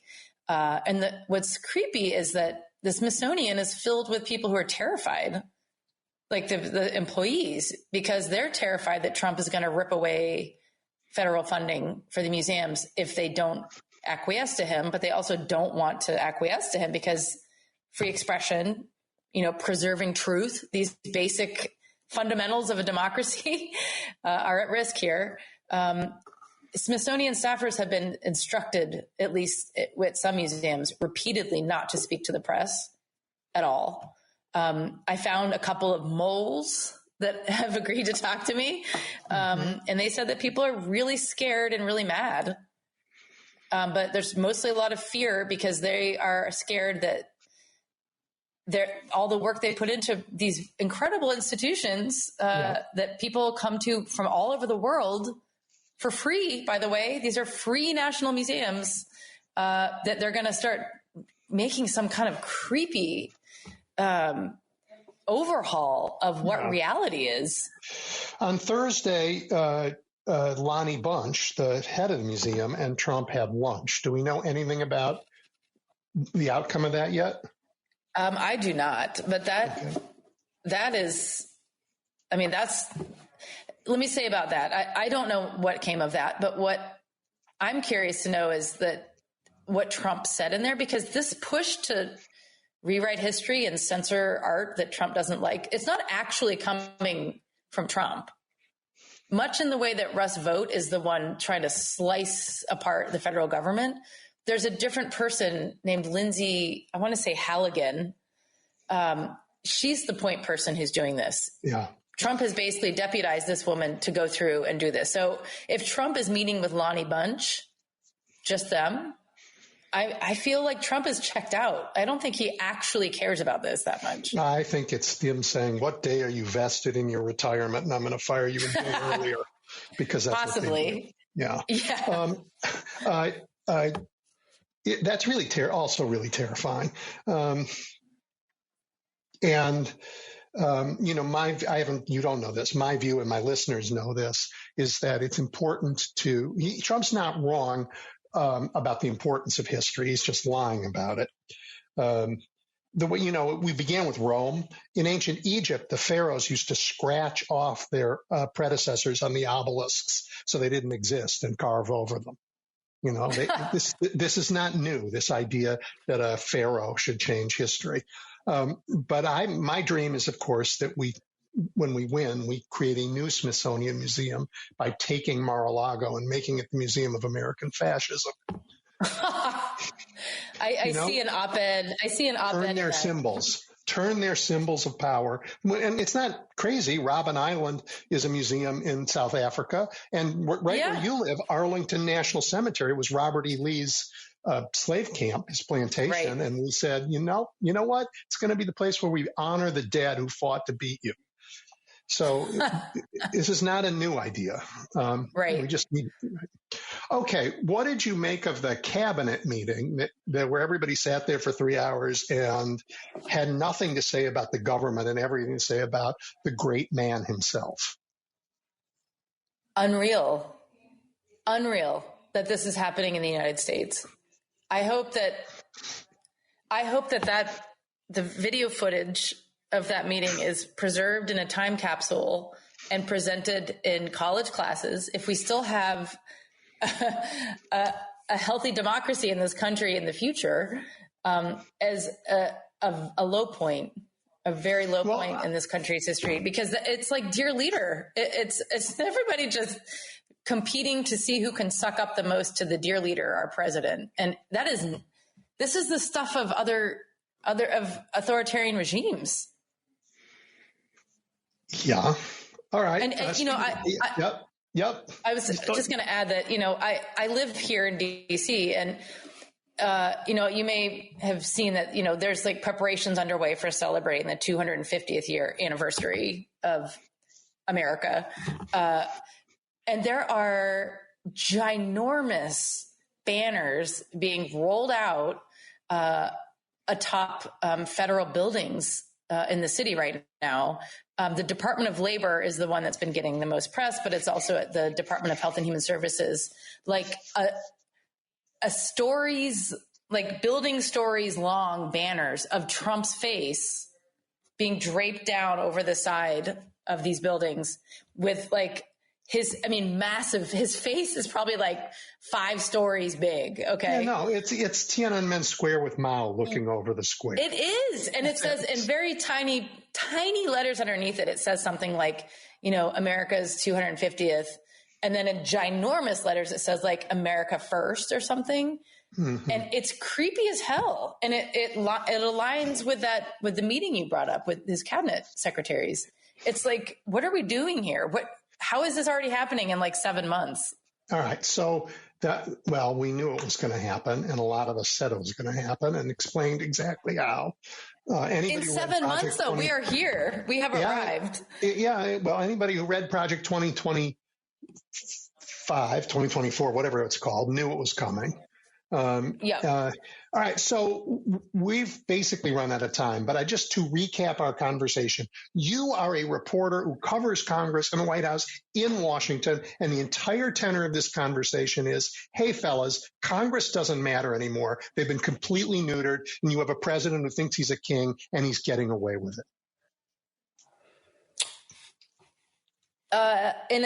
In a nutshell, yes. I mean, there are little blips of things that happen in Congress, but by and large, yes, 100%. Mm-hmm. And he's going to have his own private army to enforce it. Well, Jen, we're going to have to talk again because we're out of time and you have a lot to say. And this is a good conversation. So will you come back? How much will you pay me? Nothing. Just kidding. Just kidding. Of course. I'll always come back. All right. Thank you so much. I've enjoyed this a lot. Of course. Bye. Bye. Bye. You're listening to The Big Picture with Edwin Eisendrath on WCPT 820.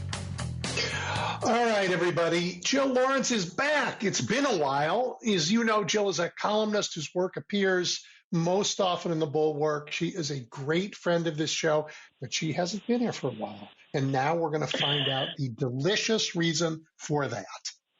Hi, Jill. Hi, Edwin. Thanks for having me. It has been a while, and I guess a few things have happened over the last couple of months. But let's start with the very delicious reason why it's been a while.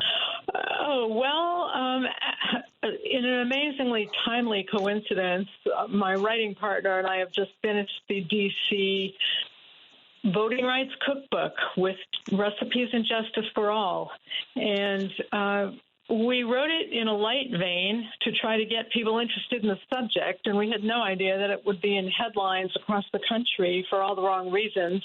The fact that D.C. is not exactly an equal among states, and the president actually does have some control, and Congress has some control over us. Anyway, we were supposed to be kind of doing the spoonful of sugars thing, and I think we're still going to keep it like that, but boy, it's gotten serious. Yeah, okay. Sorry, that was heavy duty. I want to get to the serious, but did you have a favorite recipe? Did you have something you had some fun doing it, right? Oh, I had nothing to do with the food. My friend is a cook, and I wrote and wrote and wrote, and I had the best time writing this stuff because we were doing it like social media. We were trying to do little snippets of information about D.C. or the voting history of the United States or how the heck we got into this fix in the first place. And it all had to be kind of related. So, just to give you a sense of how it went, when there was a recipe for pie crust, I kind of took off on Pi Day, the number pi. Because I tried to find out what D.C.'s favorite pie was on Pi Day, and we weren't on the state map. I know, just another humiliation among many. Well, I want people to get your book, but it's just important that in this moment, everybody understands while we fight this fight with all we've got, it's also okay to take a step back, to think about things that are fun, to have great meals, because we need our energy. We need our energy, and we want to take a tip from the suffragist women who were trying to get the women's vote. And, you don't really make converts by hitting people over the head. A lot of people don't know about D.C., probably fewer than before all this started with the Trump administration, but still, I think a lot of people don't really understand what the situation is and how incredibly different it is from when it first started. I mean, the reason that the Continental Congress was so crazed about its personal security is that they hadn't paid Revolutionary War soldiers, and the soldiers who were armed were slamming at the doors of the Independence Hall Congress in Philadelphia. And so there was nobody living in D.C. There wasn't even a D.C. They hadn't chosen a place for the Capitol yet. So now we've got over 700,000 people, and we're still in the same fix. Yeah, it's terrible. And your city is, I understand, beautifully decorated with new banners. I don't actually know anything about that. I haven't been downtown. I hear from people like my niece who lives down there and near Logan Circle, for instance. Well, they can see out their window. About. I should have told people what we're talking about. Yeah. Well, you're talking about the occupation of D.C. by federal law enforcement and by National Guard. Now, the president is in charge of our National Guard. He does have the legal authority to do this, but he's also I don't know whether he's encouraged or threatened or how he's gotten it done, but there's 6 other states have sent their National Guards to D.C. Everybody's armed, thanks to the Defense Secretary, Pete Hegseth.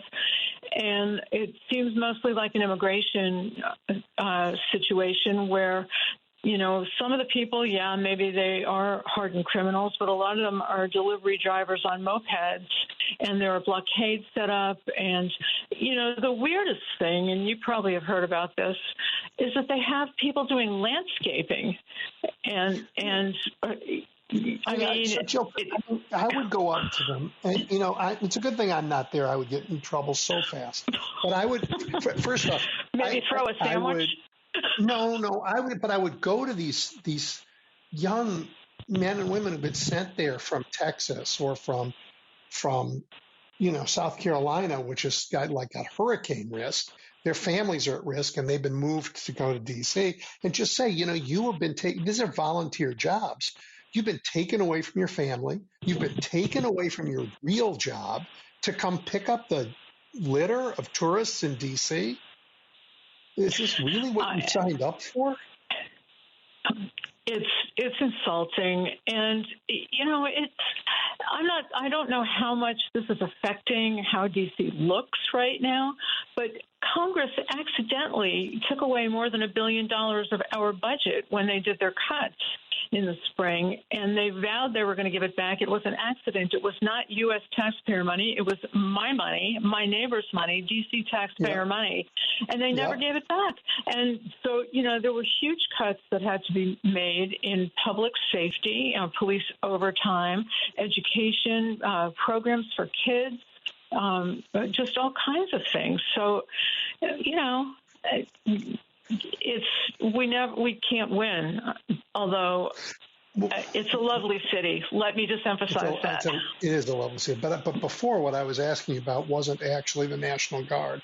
I was asking about those beautiful banners that now hang from federal buildings that remind one of the big painting of Mao over Tiananmen Square, that Trump's, you know, 40-foot long banners with his face that are hanging off the Department of Labor and a couple of the other buildings. Well, it's very disconcerting. I wrote a piece from my Substack recently about how Trump was kind of treating D.C. as a sound stage and a rehearsal stage to fulfill all his fantasies of becoming that guy, you know, that king, that emperor, whatever he feels he wants to be. And he does things like take over the Kennedy Center and joke about turning it into the Trump Kennedy Center. And too bad it didn't stop with that, is all I have to say. Right. He's just gone much further. I don't know how anybody sees these gigantic banners with his face hanging around these federal buildings and not, you know, think of, you know, silly movies of ancient Rome or again, Tiananmen Square or I saw banners in Saudi Arabia, MBS's images, you know, you see it on buildings everywhere. This is what monarchs do. It is antithetical to everything we do. Yeah. I mean, I'm just kind of sorry only tourists will see it. You know, it's, I wish people knew what was really happening. And, you know, maybe they will. Maybe he'll try it in other places. It sounds like being forewarned is having some good effect. Some people are taking steps and giving, you know, warning speeches and threatening to see you in court if you try to do anything with their city. It's just, you know, if he could help, if this would help, or if he really meant to help, he might have consulted with some of the people involved and find out what they needed. But no, you know, that doesn't happen. And my fondest hope is he needs congressional approval, I believe, to keep all this going in D.C. after 30 days. And maybe he'll just declare victory and clear out. Yeah, I mean, and the idea, I mean, what do you just make of the idea that states are sending their troops the red states are sending their troops to police blue America? I wish that so many of them weren't formerly Confederate states. You know, it just has such terrible echoes. especially because of the context of restoring all kinds of Civil War era, very offensive monuments and statues and trying to scrub the Smithsonian of our actual history. The whole thing is very uncomfortable, and I try to focus on good things and, some Democrats winning or some good Democrats running or something happening possibly, in Virginia this year or in other states next year with the midterms.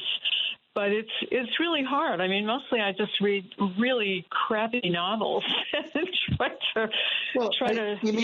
Yeah, I believe we will win in Virginia. We had a great little tiny win in Iowa, but it was a real win this last week. But as long as the Trump administration and his MAGA Congress are there, America will suffer. Things will get worse.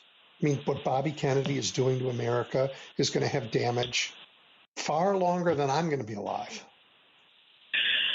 Oh, yeah, that might be the worst thing that's happening. The only thing worse than that would be some kind of national security lapse that, results in nuclear war. But what he's doing, I just cannot believe that even this Republican Congress is letting it happen. I can't believe they let him happen in the first place. Where were they? They knew exactly who he was. Yes, but they also knew who Donald Trump was, and they were cowards. Yeah, Val, that is the legacy, that and all the deaths that he's going to cause. I mean, he's the things he says are so off the wall, and yet he has the power. He's managed to get rid of all the experts, thousands and thousands and thousands of them across that department, the leaders, the scientists, everybody. And, I was actually seeing my grown-up children this past week in Utah, and half of the time we're talking about how to make sure they're able to get COVID vaccines because it's going to be very hard for people who aren't of a certain age or have certain conditions, I mean, why should that be hard? Shouldn't be hard. But Americans voted to put in office a guy who doesn't believe in it. He actually bragged about those vaccines at one time, but now he doesn't believe in them. He doesn't think we need them. I think he does, but he's afraid to say so because he gets booed. It's the biggest thing he did, the only great thing he did, in my view, and he's erasing it from history. Yeah, he's erasing the Abraham Accords, the other thing he did from history too. Oh, right. Okay, you're right. Yeah. A couple of things. I mean, let's talk for a minute about the military honors offered to Ashley Babbitt. Now, for those of you who don't know that name, Ashley Babbitt was shot and killed when she refused to listen to police, Capitol Police, who said you cannot break into this chamber in order to lead this mob to try and steal an election. No, ma'am, you don't do that. And she said, I'm doing it. And they said, ma'am, we will use lethal force. Do not come in here. She broke the window and charged in and got shot to death, shot in the shoulder and eventually died. So she was trying to overturn the election. It was a leading edge of the January 6th fiasco. She is a traitor to America. And the United States military, after giving her family money, now is bearing her with full military honors. How is there any honor anywhere in the military when we do this? The thing that is so predictable and yet so inexplicable is the up is down, down is up. The more offenses you commit, the more charges you've had, the more convictions you've had, the more likely Donald Trump is to put you on his team, give you the highest honors. It's like turning upside down any kind of moral authority and any kind of consistency. And this, he pardoned all the people from January 6th, and I was upset in the first administration when he was pardoning people like Roger Stone and all his cronies. And now, he appointed one of them to be ambassador to France. It's so predictable, and yet it's every single time it's an outrage, and you just don't know how to handle it. Renaming all the military installations for the people that were disgraces and traitors, and tried to secede from the United States, fought the war, tried to break up the Union, and now those names are coming back. I mean, it's everything you teach your children not to do. Well, yeah, but it's not just you and me who teach our children this. I think most of America is still decent. And I just think they've been yelled at by politicians for so long that Democrats have no moral core, that they have. It's going to take a while to change that. And I think it's incumbent upon us to call them, to start taking offense, to start saying to them what we should say. You go into the Defense Department of the United States and hang a painting of Robert E. Lee with an enslaved kid walking his horse behind him, and you think that sends what kind of message about American military and American honor? It's disgraceful. You say Ashley Babbitt is a traitor, and you are a traitor with her for giving her this. And if we have to go on the offense, Jill, like those Republicans dishonestly did for years about us. I think you're right, but I think one of the problems is that the root of it all is racism, and it's a difficult balancing act to make those accusations, and it can't come from just any of us. It's a real. I mean, this is a white nationalist, white supremacist administration, and it's also misogynistic. I mean, just look at the military people that have been. Terrible. The purges, terrible. Yeah, It's all those things, and yet it wasn't that long ago America elected Barack Obama twice. So I don't believe the nation is a majority racist nation. I don't believe it. I believe that we have cobbled together all of that bigotry, and that is the current MAGA crowd, and it's about 26% of the country. And you know what? If we win 64 to 26%, if my math is correct, 74 to 26%, I'm happy. Very happy. Oh, that would be nice. I mean, there are some green shoots, and there are some good candidates. I don't know if you've been following this guy in Maine, Graham Plattner. He's very interesting. Oh, he's so much fun. He's very passionate, and he says what he thinks, and I think people are looking for that. Yep. And he seems to have managed to fuse the economic situation of the working class with the fact that the country is run by corrupt billionaires. So, that's good. Yep. Well, when are we going to think Democrats are going to? I was just going to ask you, are Democrats going to let them do it, run with it? Yeah, Hope sure. so. Absolutely. And are Democrats going to let is such a funny idea. I mean, there's a lot of talk about why don't the Democrats. I don't think people understand what Democrats are. We aren't the Republicans where there's a boss who tells everybody what to do. We are we're just an enormous big tent that is mostly pushed from the bottom, not the top. The DNC is a small part of what it means to be a Democrat, and their job is to go out there and try and get people elected. Okay. Well, I guess I'm just reading a little bit about, will Chuck Schumer finally give up on trying to get the governor of Maine, Janet Mills, to run? I mean, the woman is 77. She doesn't seem so interested in running. She's termed out. Right, that's correct. That's correct. That's correct. And it's not up to Chuck Schumer. And so why keep pushing? Yeah, I mean, why? It's not up to Chuck Schumer either. No, you're right. You're right. It's not. And you're right, because the base of the party, the people in this country, and it is, it's big and diverse. It's not just the articulate, loud voices on the left of the Democratic Party. It's not just the conservative ones, it's like it's bubbling up all over the place, and you like all those people in those rallies all over the country. And, people are going to be in these primaries and who've never been Democrats, which it's going to be really exciting to see a reshaping of America. And where we come out of this, had better be a tough place. But before we get to the future, I got to ask you about the current, like why we don't hold people accountable. Alligator Alley is now we know it's illegal, right? They built it illegally.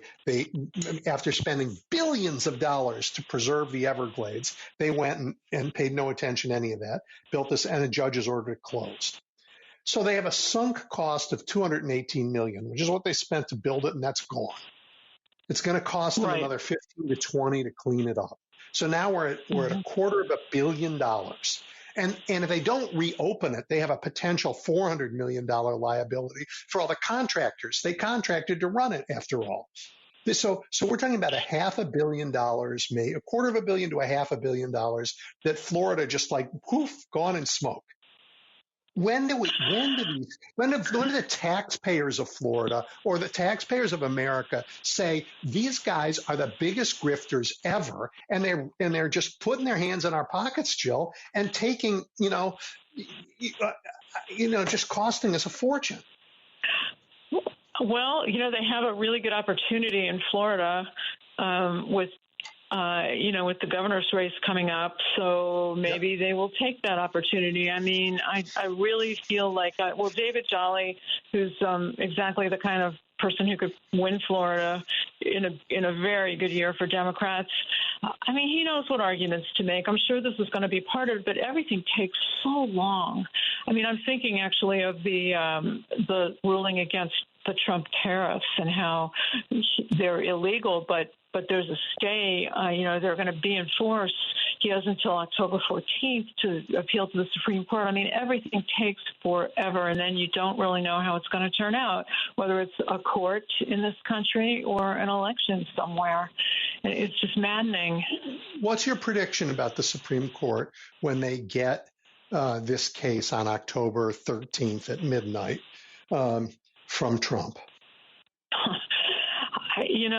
I just don't know. The courts have been pretty unanimous, not entirely unanimous, but the rulings have been strong. And it's, what he's done here is the same thing he's done with D.C. and L.A. and California. Yeah. He just declares these emergencies so he can do anything he wants.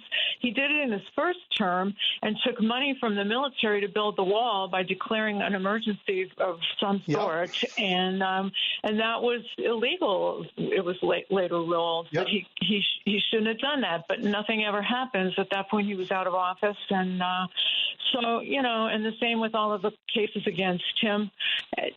So I'm not, I just don't know if we're up to the task at this point of holding people accountable. I mean, you'd think after the past week that even a Republican Congress would start impeachment proceedings against RFK Jr. I mean, do they all want to die? Do they want all their constituents to die? Let me go back to the tariffs, and then we'll come to that. Here's my prediction. The Supreme Court gets the paperwork, sets a hearing in 6 months, takes their sweet time and says, these tariffs can stay in place while we consider this. And then they say, well, we don't know if the tariffs are illegal or not, but we're concerned about the standing of the people who brought this, so we're going to send it back on a technical issue so that we can think about it. The stay is going to say, we really don't know. They may be illegal, but there's nothing we can do about that until we get a case that's better formatted. Because that's our. Can I offer an alternative scenario? Yes. They do the same timing, and by 6 months after October 14th, the tariffs have created such a terrible, awful economy, and people are going absolutely nuts, and Trump's, approval rating is in the toilet, and there's a lot of murmurings that they really hope the court throws these things out. And maybe they do. They don't ignore politics. Yeah, that's possible too. But, if they do throw them out, we are going to have to pay them back. And that's billions of dollars. And we're going to have to pay the interest on it that we have taken. and that's another couple $2 billion. And it will turn out that they have bankrupted the country. Well, yeah, it's kind of a lose-lose situation. Yeah. Yep. Oh, Jill, I am so happy you're back. Yeah, I don't want to get anyone's hopes up that this book is coming out tomorrow, because it's going to be at least a year or more. So, but it's done. You know, we've got what we need, and hopefully DC's occupation will be a memory by then, and we'll just be trying to get some rights. Yeah, I mean, the people who live in D.C. are abused every day by our government. Because it's taxation without representation in the oldest way we understand that. Right. I mean, the mayor has quite a balancing act here, because she can't get on his bad side, but, hard to stay on that guy's good side. No. Particularly if you're a black woman, right? He doesn't have any. No. Yeah, it's really too bad. We were all excited because we finally got some land back, and we were going to build a new stadium where the RFK stadium, RFK, not RFK Jr., the regular good RFK, we were going to be able to build a new football stadium, and a stadium that was big enough for Taylor Swift to come. Yeah, but they maybe took your it'll money. still happen. Yeah. Well, you don't want it to happen when this guy's president, or it'll have like gold skyboxes, and then they'll be having gladiatorial matches, and he'll sit there thumbs up or thumbs down. Like, should the person, should he go to jail, or should he get an award? The field. It'll be a concrete football field. Oh, God. I'm sorry, we haven't talked about the Oval Office or the Rose Garden yet. Or the new, I guess, entire East Wing, right, which is going to be his ballroom. Oh, gosh. Yes. How could we forget? Yeah. I mean, everything about it, from the trivial to the very profound and dangerous, is unbearable, at least to me. And I just don't know. 3.5 more years of this? Really? Maybe.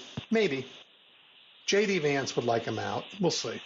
Keep holding him to account, Jill. Keep holding him to account, which you do so well. All right. Thank you very much. So Jill's work can be found in the Bulwark, but where else can they find it? The LA Times. And, yeah. Follow Jill online. Follow her on social media. Yeah. Thank you very much. All right.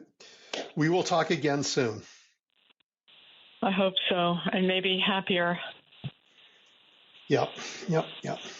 All right, Jill. Take care. You too, Edwin. Bye. We're taking a break for the news. I'm going to come back. I'm going to talk to a fellow who hasn't been on the show before, Will Stancil. You're looking at the big picture with Edwin Eisendrath on WCPT 820.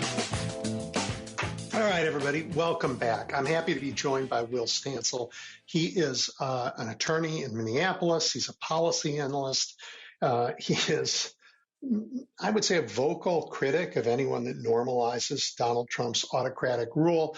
But he's also got a strong point of view about what Democrats ought to be doing in this moment.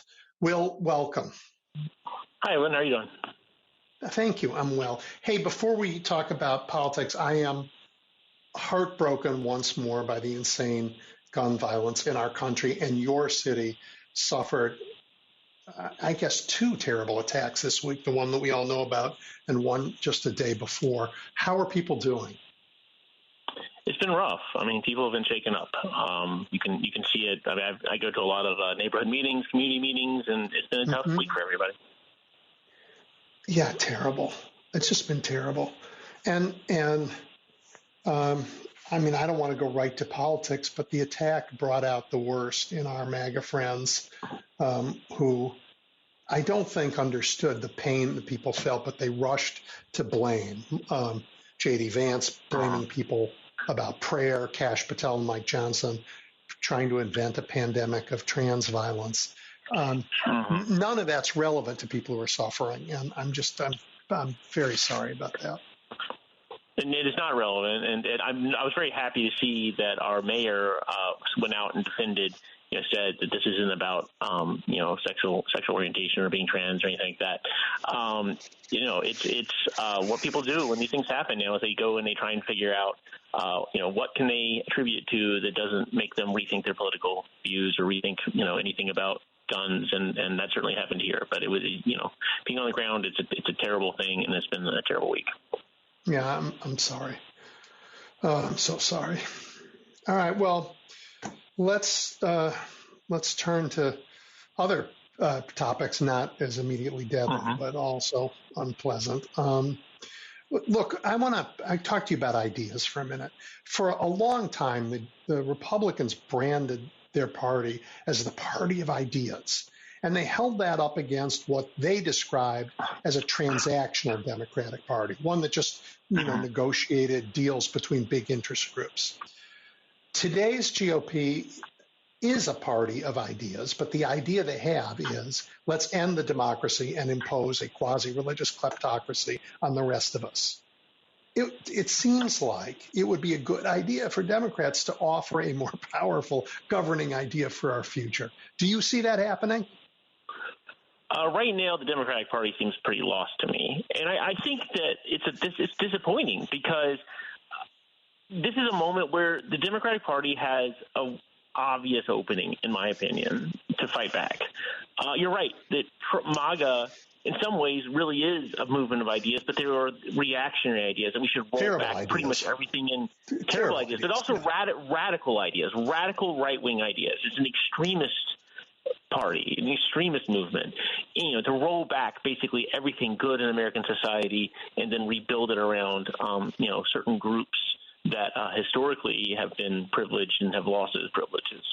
And I think what makes this such a powerful moment for Democrats potentially is that they could go and put forward a contrary vision. And what's great about this moment for Democrats is that contrary vision doesn't have to seem like a radical reinvention of society. In a lot of ways, you are protecting the good things that we already have, protecting the institutions that we like, things like DDC, things like Medicaid. We are standing for the status quo in some respects, but we are also standing for, a society in which everyone gets to be a part of, political life, of civic life, so it is, in some ways, it's a moment where you can both put forward a compelling vision of the future of America, but still be the party that is identified with protecting, I wouldn't say the status quo, but protecting the institutions that work.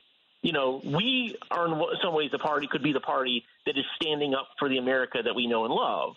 And it's an inversion of the traditional arrangement where the Republicans are saying, we're standing for everything you hold dear. The Democrats want to destroy it. But Democrats are so timid about attacking Trump that they are struggling to get there. Well, so I hear you. And then I think back to the last presidential campaign. And I was, at the Democratic convention, was in my city. I was there every night. And I thought Democrats were presenting a pretty compelling vision, were attacking Trump, were literally telling people, hey, Project 2025 is coming to your doorstep, watch out. And they were, and there was a very positive vision for America. And I think I'm not wrong about that. I think post-election, it's taken a long time to get off the mat. Yeah. I think, with it was a positive vision. I think that one of the things that you're, disadvantaged by when you're the incumbent party, as they were, is that you're stuck in the position of defending everything that anyone's mad about, whether or not it's reasonable. Yeah. I think now what is going to be necessary from Democrats and what they're not, maybe haven't fully embraced. I mean, some of them have more than others, but many of them have not. Is that there's no way to get through the coming period of American history, the next few years, with, I think, a primarily positive, optimistic vision. It's not going to be an optimistic time. A lot of bad things are happening. Trump's doing a lot of really terrible things, and you need to express some genuine outrage genuine, I would say, fear and anger over what's happening. And that's what's going to motivate people. Now, I think you can pair that with an argument that, there's positive things in the future that we can strive for. But in order to get there, we have to defeat these guys, the villains. Yeah. And I think that they are reluctant to do that, to talk like that. So the they in that sentence, I think, applies in Congress more than outside Congress, because your governor is doing it. Your mayor did it when he said, "Don't tell us this is about prayer." They were praying when they were shot. My governor in Illinois has been outspoken. The governor of California has been outspoken. Governor of New York. These are pretty big places.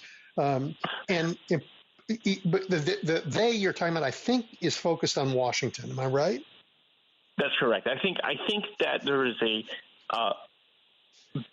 sort of a subtle rift in the Democratic Party between the state party members and the federal party members. And the state party members have generally been much more willing, and maybe it's just because MAGA is so directly impeding on their sort of messing with our lives. Yeah. Messing with their lives, messing with state governments. But the state party members have been much more combative, pugilistic, while the elected, the senators and the House members have often been I would say sometimes conciliatory and sometimes just invisible, and very reluctant to directly confront them. And in fact, it's coming up again where we have another, funding deadline, and the Democrats appear like they're just going to fund, Trump without a condition, in D.C. And it's remarkable that this is happening again still, but they just don't seem to have I don't believe that. Well, I don't believe they'll do that. I mean, you may be right, but it'd be suicide if they do. Be suicide. Yeah, I mean, I hope you're right. I'm concerned because I thought the first time it'd be suicide, and they just did it. It was, and I mean, there were days and days of backlash. People were furious, and it seems, I've heard people whispering they're going to do it again. So, again, I hope that's wrong, but it is really, they have just not been up to, they're taking a long time to figure this out. So you call this fighters versus hiders, right? I saw that. Mm-hmm. Is this the distinction? Is that mostly about some of the guys in D.C. are fighting, but some are trying to make the deals? I think that for me, the distinction is that you have, on one hand, you have Democrats who understand that this is an uncertain moment, that you need to do damage to Trump, to do damage to his public image, to aggressively pursue any ability to have a conflict with him that you think you can win, to escalate those conflicts into the public eye. And on the other hand, there are people who think that we can just wait, that he will go away, he's old, his politics will become unpopular. They think that the economy will become bad, and that will magically make him unpopular. And they think that he is just a natural back and forth of American politics will swing our way eventually. And so we should just keep our head down for a few years until that happens, and then we pop up and we do our little policy tweaks. And the problem with that second view is first of all, I don't think it's inevitable that he becomes unpopular. I don't think anything's inevitable in politics. Second of all, I think that we don't know what the country's going to look like in a few years. I mean, he is destroying some fundamental institutions. If it was up to him, we probably wouldn't have an election in 2020. Well, we'll certainly have it with troops around our polling places for sure. Right. I mean, it's going to be and then finally, I think that it's just we don't know how much damage we're going to have to fix. I mean, if you let him do – this isn't a thing where he's passing a couple laws and we come back and we pass a couple others. He's destroying institutions that took decades to build. And so we don't have decades to fix it. So it's a lot easier to save it up front than it is to build it after he's gone. So I agree with that. But again, at the moment, he and his MAGA legislators in Congress and in the states have real power to do damage. And they are doing damage. Oh, absolutely. So we have to take that power back. And you and I both want to do that. You and I are only interested in doing that peacefully, which means through elections, which means there's a time frame here. Well, elections and litigation, but there's a time frame for that, and we can't throw them out in the we don't have a recall process here, And our side doesn't condone political violence.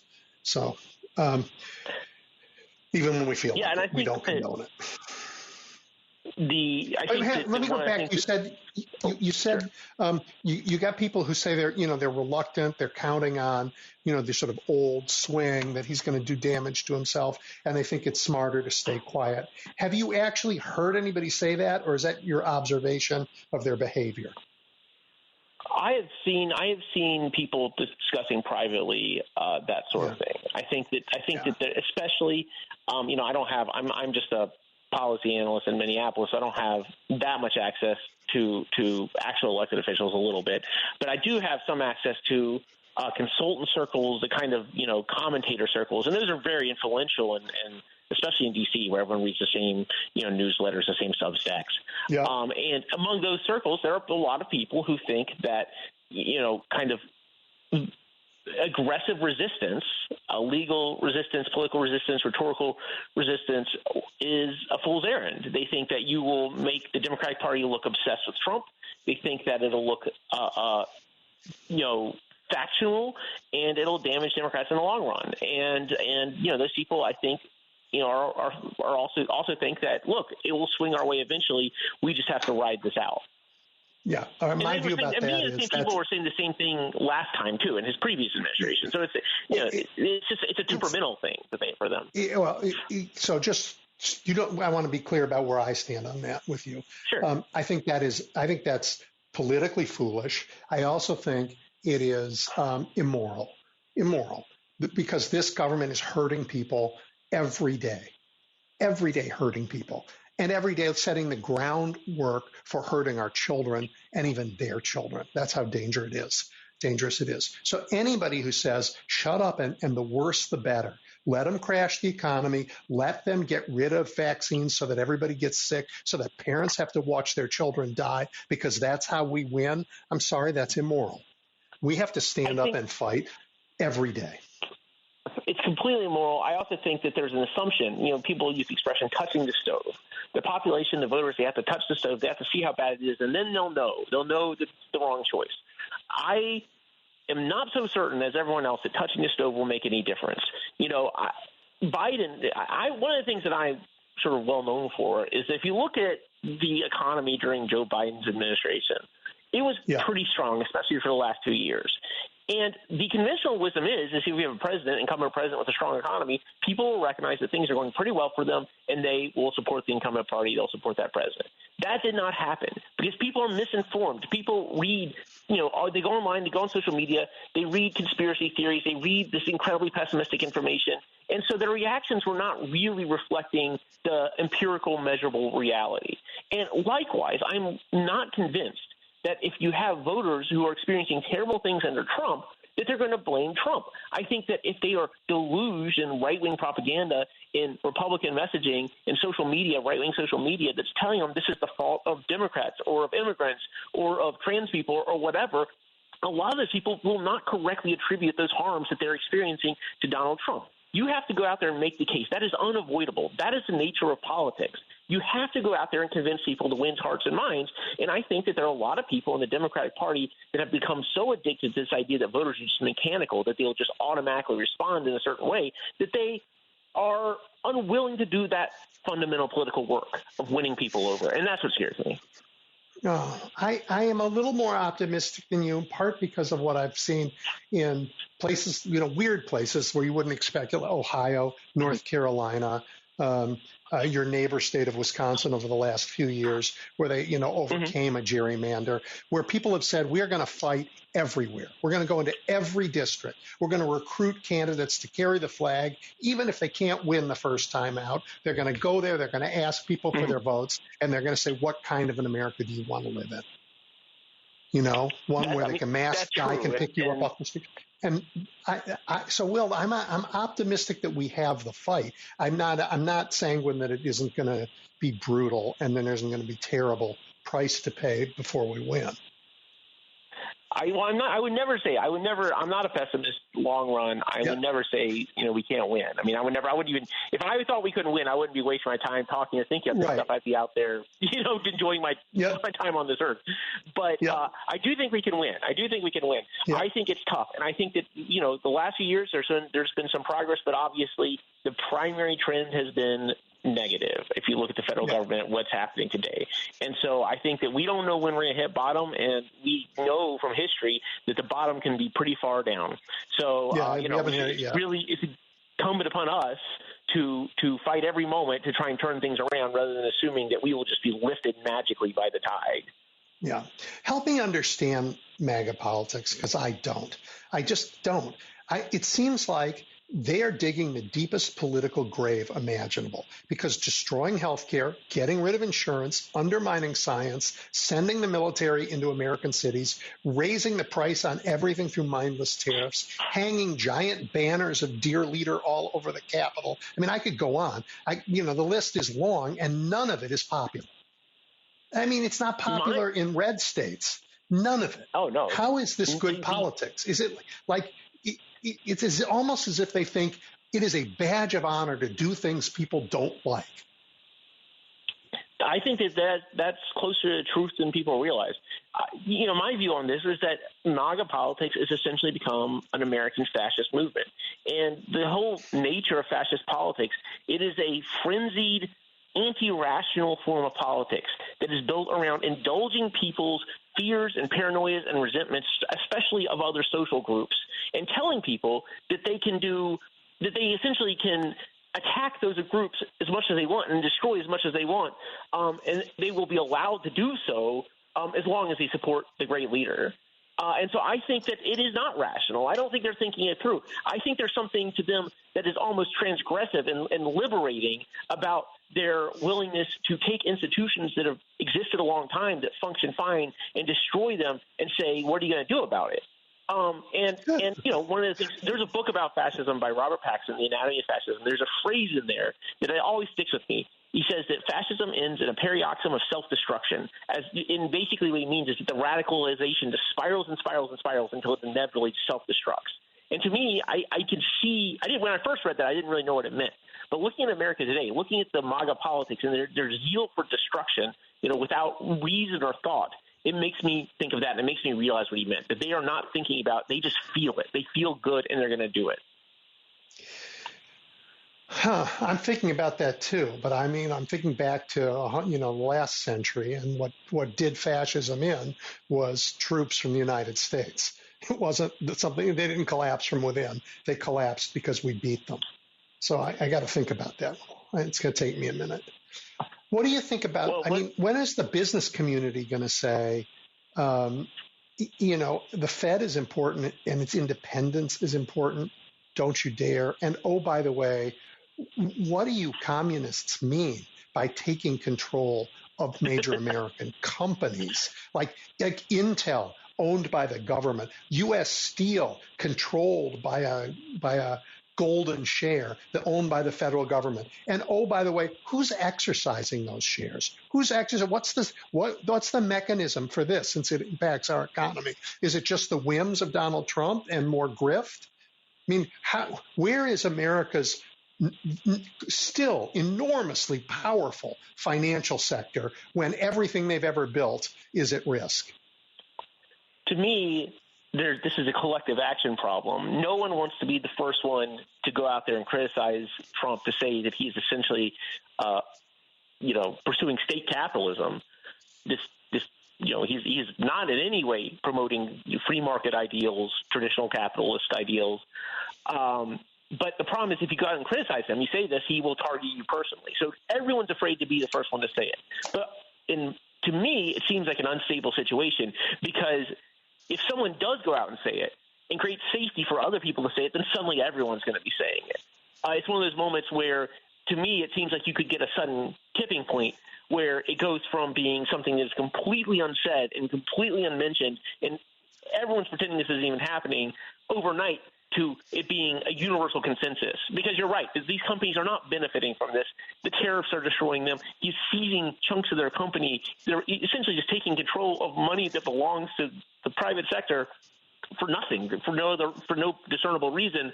They can't be happy about it. And it's just a question of who's going to be the one to raise the issue. I mean, I think about the attack on universities, and Columbia University, just to my mind, foolishly and selfishly and disgustingly failed and folded. But afterwards, although other universities have followed suit, hundreds of universities got together and signed a mutual defense pact. I mean, law firms, after the first few fell, those disgraceful New York firm, others have decided to stand up, and they have defended each other. I'm thinking that the business community can defend itself. The Business Roundtable, these are enormously powerful forces, traditionally Republican forces, under attack by this administration.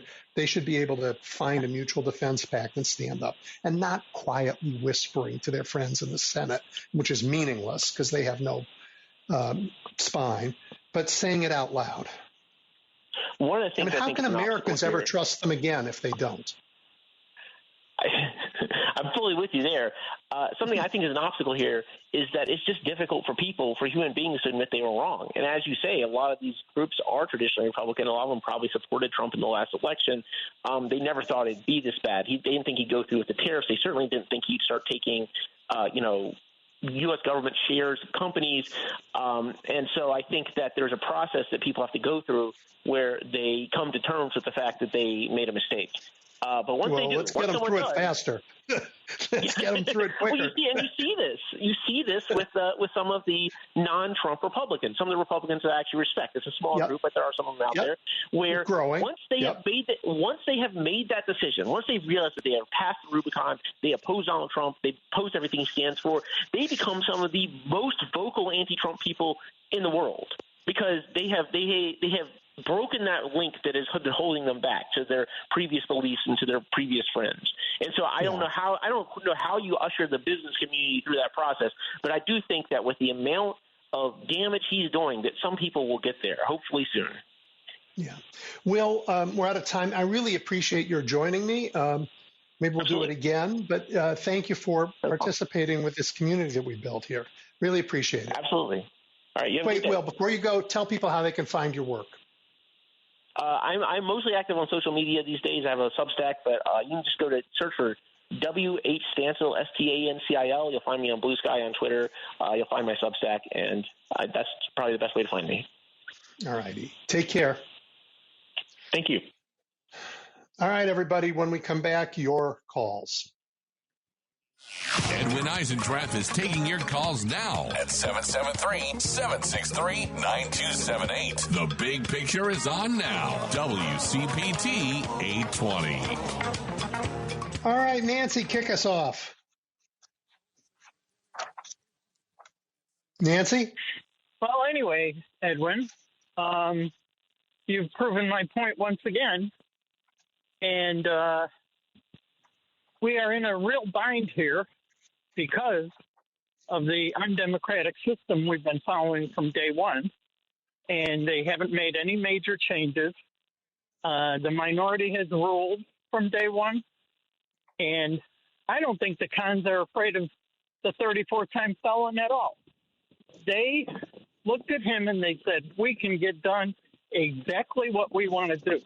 Now, has it gone too far? And now they're probably saying, oh, boy, what did we do? But too little, too late. And as for the Dems, they're a two-party system in themselves because we have the moderates, and that's the reason we're sitting where we're at, and how the felon got into our White House not once but twice. I still can't believe they couldn't beat this guy. Of course they did, but we haven't had a legitimate election in, I don't know when, I think since the voting machine started. And they don't fight back. Dems don't fight back. The progressives do. We don't have enough progressives yet. And what terrifies me is that we don't have enough time. We're not going to get enough progressive by the time they destroy us. And whoever you were interviewing, this past interview, he said the Democrats are split between state and federal.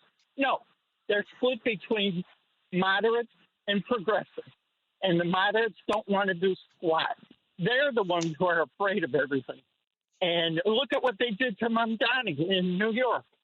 They still haven't supported him or backed him.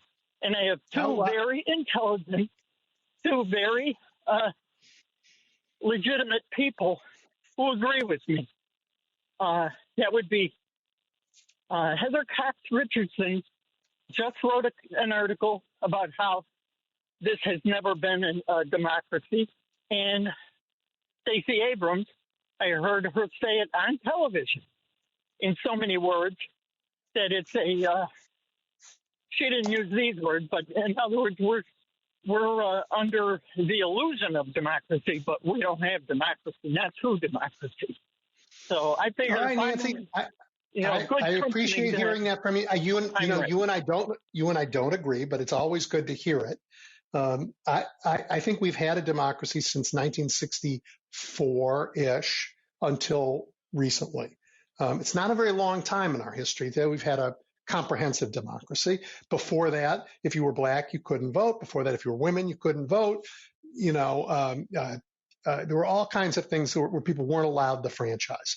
And then once we were for a while, we had a may not have been progressive, may not have been what you wanted, but people had the rights to vote and be heard. And John Roberts has made his career to undermine that. So on that part, we agree. Anyway, Nancy, as always, I'm glad you called. I'm going to keep going because I got a lot of callers, but thank you. Appreciate it. And I always appreciate your listening to the show. Jim, you're next. Hi, Edwin.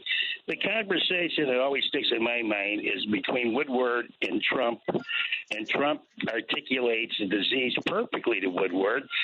He's obviously been given a heads up by an epidemiologist somewhere. Now, there's three people involved. There's the epidemiologist. He clams up for a good month. Trump clams up completely for a month. And, of course, Woodward doesn't say a word about it. But I recall it was in February, and I went into self-preservation mode in 2 weeks into March.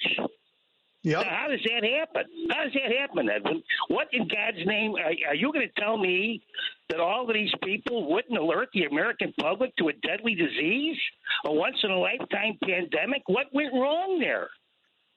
What do you think went wrong there? Oh, I think Donald Trump went wrong there. He didn't want bad news. You know this. That's what went wrong.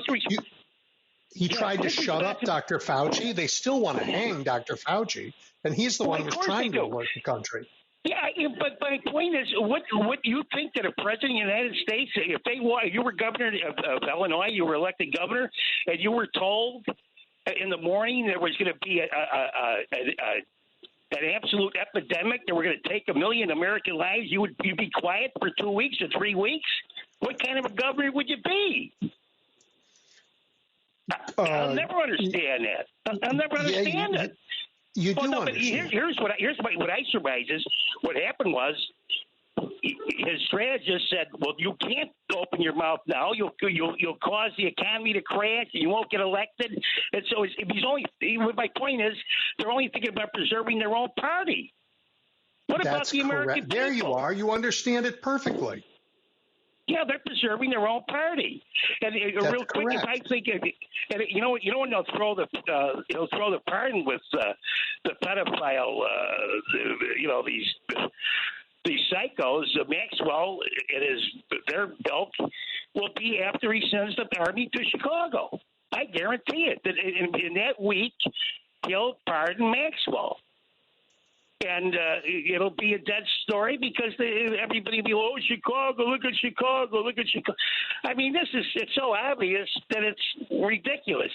But anyway, here we go. But you saw what happened in Iowa.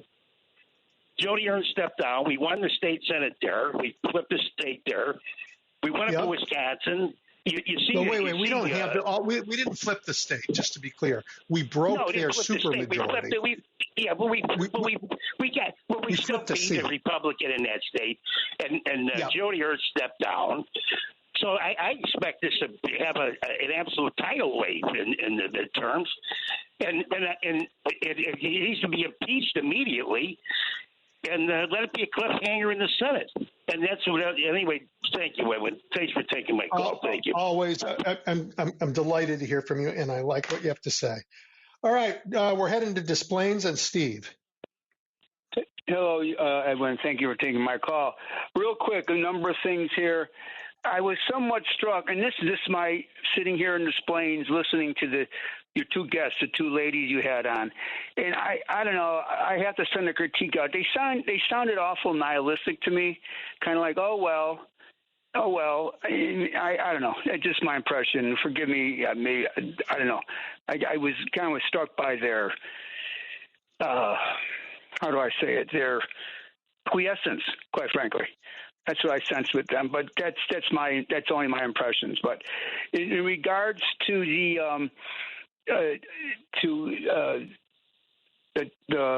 everybody's talking about if there's an election, if there's this, if there's that. I gotta believe, Edwin. I've got to believe that if this fool and these people overstep their boundaries and take a bridge too far, that there are elements in the military, the CIA, that will step in. In the Declaration of Independence, it says, if the government, and I'm going to paraphrase, it says, if the government fails to meet the needs of the people, it is right and just for the government, for the people to rise up. And of course, it also says it's in the Declaration of Independence. Reasons. Yes. It's in the Declaration of Independence. Yeah. Yes.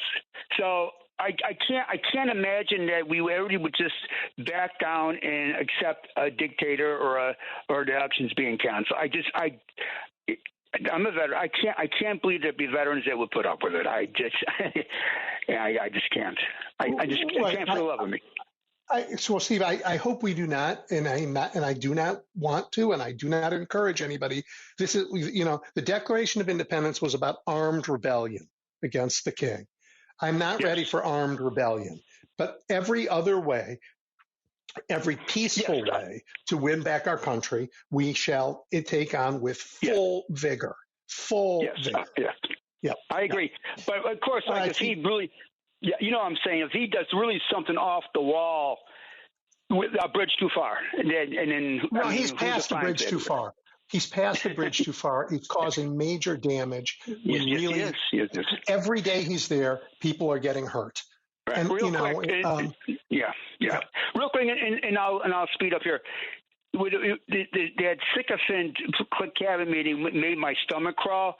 It is interesting. I'm a history major, and it's like the people, and I hate to go play the Hitler card, but I've got to. The sycophants that he had around him, Goebbels and Göring and Ribbentrop, it's eerily similar to what he's got around him now. Again, history again. I not go from the past. I not go from history is repeating itself.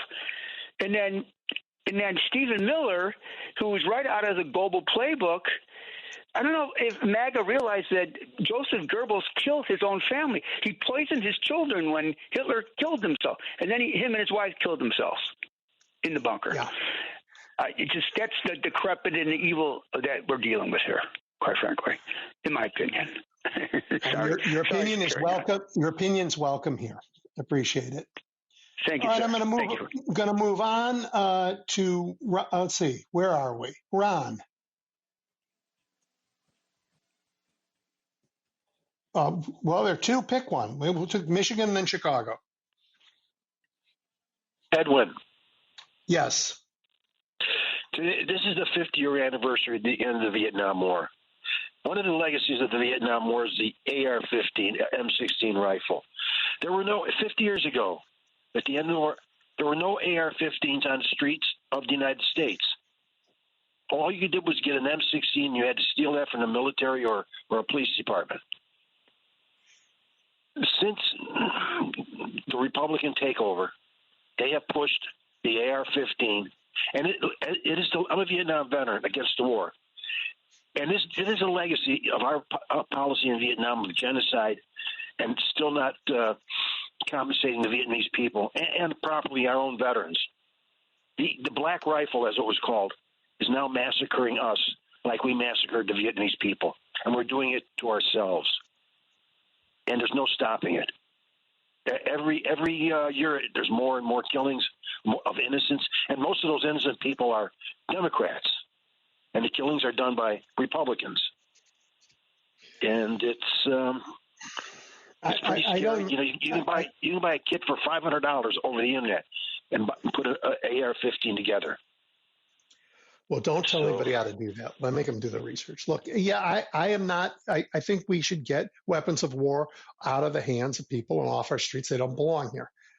It's a very tough fight. Once again, our friends in the Supreme Court, in their outrageous and erroneous decisions around the Second Amendment, the misreading, just willy-nilly getting rid of 13 words of the shortest amendment, the part about in order to keep a well-regulated militia, they just said, well, we don't understand that, forget it. They are rewriting the Constitution, and they rewrote it there, and then they in McDonald they incorporated it so the states can't protect themselves. It's disgraceful. But again, the heritage of this Supreme Court is bloody and awful, and someday we will get through it. But we are definitely in it now, Ron. We are definitely in it now. Thank you for reminding us about the Vietnam War and everybody's service and the divisive time that was. Yep. Thank you. You're welcome. Ron, the other Ron in Chicago, you're next. Yes, there's some good news from Wisconsin. One of the conservative judges is resigning, so the Liberals already had a 4-3 majority, so maybe they'll have a 5-2 majority after. Yeah, it's great. The radical right judges lost their ability to jam a gerrymander down the state when Janet Protasewicz won, and then they wanted the chance to get it back, and they were defeated again in 2 elections, and now we have a chance to play on their turf and take their majority away for a long time, which will give that state the chance to govern fairly and do the best they can, which is great. It is great news. Yeah. Yep. And one more quick one is with the war in Ukraine, how long can the war last without the Russian economy collapsing? Has there been any estimates of that? No idea. And you know what? Their economy can collapse. They don't care, right? Putin doesn't care if his people suffer. They can take a downturn in ways we can't. And as my first guest told you, these autocrats help each other. So the only reason he's able to do this now is the support he's gotten from China and from Iran and from North Korea. These countries, these kleptocracies help each other because they know that a well-functioning democracy is a threat to them because their people all long to be free. It's just still true. Thank you. All right, thank you. All right. You bet, Ron. All right, Dan, you're next. Hello. Hello. How are you? Hello. How are you, Edwin? I'm good. I am. And you? Well, I guess I say I'm good. It's a beautiful day. You're in Indiana, yes? Yes, I am. And sad to say. We got work to do in that state. Yeah, a lot of work we to do. In the great Governor Braun, who is a Trump wannabe, is also pushing for another gerrymandering. But we'll see how that plays out.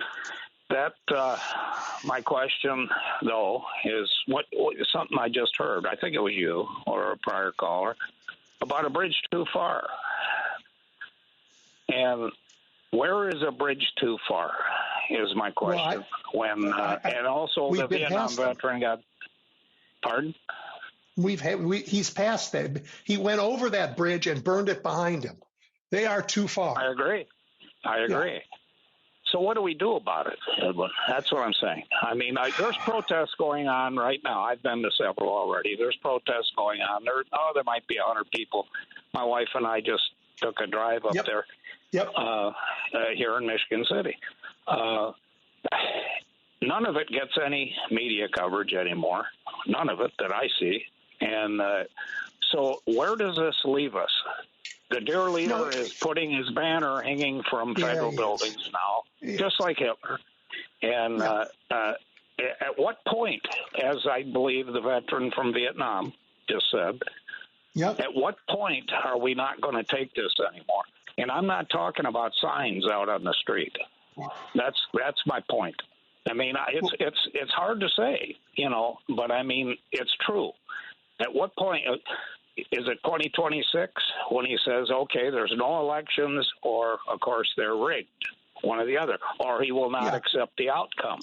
Well, once we have those votes, then we will make him accept the outcome, as we did the last time, as we did. And I think it's a little different now, though. He has the Army. That's absolutely right. And if it comes to using the Army, then we're in a different place. But right now, it's incumbent upon us to beat him in the way we do in a democracy, to rally each other, because he has gone too far. He has gone too far. And you know what? I'm going to talk. You've reminded me. I want to talk about that a little bit. But we got to get together. We have to not just push him and his Republican cronies, but push America's big banks and financial sector to stand up and not cave. We have to push our universities to stand up and not cave. Our law firms, we have to say, no way. No one is going to bring business to you if you are part of this autocracy. And we need to go after every one of their weak links in the civil society as well as in government. Take this fight to them everywhere, every day. That's what we have to do. That's what I'm doing. Agree. Everywhere, every day. Yep. Yeah, sure. Thank you for calling. So was everybody else. Yep. Dan, I really appreciate it. Thanks for calling. Thank you for the time. You bet. All right, everybody. Let me end with this. How dare they? How dare they? We had this shooting, this mass casualty, this time a Catholic church in Minneapolis. During Mass, 2 children are dead, 18 others are injured. This horrific shooting, as you heard me say earlier, came less than a day after another shooter killed 1 and injured 6 in the same city. My heart is broken for the victims and their families. Again, but my anger is directed directly at the lying, hateful Republicans who once again want to use anything they can to tear us apart. How dare they? And let's start with J.D. Vance. J.D. Vance, he decided the victims weren't important. He decided that gun violence isn't worth talking about. Instead, he went after a reporter who said thoughts and prayers are not enough. In Vance's twisted, autocratic dystopia, he saw the chance to blame the reporter for attacking prayer. But to be clear, no one attacked prayer. No one. Not the reporter, not anybody. But in J.D. Vance's sick politics, he thought he had a chance to demonize the left as godless pagans who would deny mourners their chance to pray. And he followed up in a post claiming that there's a leftist culture war that doesn't think people should be allowed to pray in a time of strategy. No, J.D. Vance, no. How dare you? It doesn't exist. It never has. I mean, has Vance ever been to a black church in a time of tragedy? Does he not remember that a gunman who shared his political views walked into Mother Emanuel Church in Charleston, South Carolina, and murdered 9 people during Bible study? Does he not remember the prayer service after that? As a reminder, Barack Obama led this prayer service, and he stood up there in the pulpit and sang Amazing Grace during the service. How dare you say Democrats are trying to stop prayer? That is a lie. It is a lie because you think you can divide us in a time of tragedy. And you know what? Facts won't stop J.D. Vance. He's a guy he said his own constituents were eating pets. Remember that? He thought it was okay to change the flow of the Ohio River so he could have an easier float trip. He's a morally bankrupt liar. And he's not alone. He's not alone. There's some question about whether the shooter in this most recent incident was trans. To be clear, we don't know. Somebody said there was an issue. That's all we know. But that hasn't stopped the right wing from going crazy. Elon Musk and others are posting, screaming that there's a pattern of trans violence. I mean, the FBI director, Kash Patel, who should be focused on gathering the data and conducting a proper investigation, is instead spouting off way ahead of any real findings and focusing on the shooter's gender identity as if that were a factor in the killings. BS. It's about dividing us. This isn't about prayer. It isn't about gender. It is about killings. Killings enabled by too easy access to weapons of war and too easy radicalization through social media. But the lies, the cruelty, and the shamelessness of the American right wing and the MAGA crowd, it has no limit. And these weren't the only shootings in Minnesota. I mean, just a few weeks ago, 2 Democratic legislators were targeted, hunted, shot. State Representative Melissa Hortman and her husband were murdered. State Senator John Hoffman and his wife were shot, but they survived. J.D. Vance didn't have much to say about these politically motivated murders. Neither did Elon Musk. Neither did Kash Patel. None of those Republicans did. They don't care. They just want to divide us. And now they're sending the U.S. military into cities and lying again, thinking it's about crime and they want to keep us safe. They don't, and it isn't. They don't care about crime, and it isn't about keeping us safe. They don't care about us. What they care about are the lies that tear us apart, because that gives them space for their kleptocracy. And sending in troops will create plenty more tragedies they could misuse for their evil purposes. This country is not safe when they're in power. Not safe. Anyway, excuse me for going on like that. Roosevelt, sorry, I know you've been waiting. Double E, did you forget about me? Nope, here you are. But I'm glad I got that off my chest. No, and you gave me an opening. You gave me an idea of what to talk about. One of the subjects I want to talk about. First of all, I sent you something that I just found earlier today.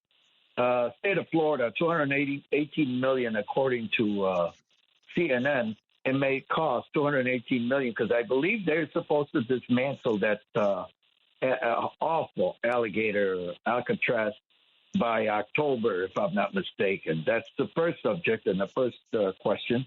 Do you think they're going to follow through as far as dismantling, getting rid of all that stuff?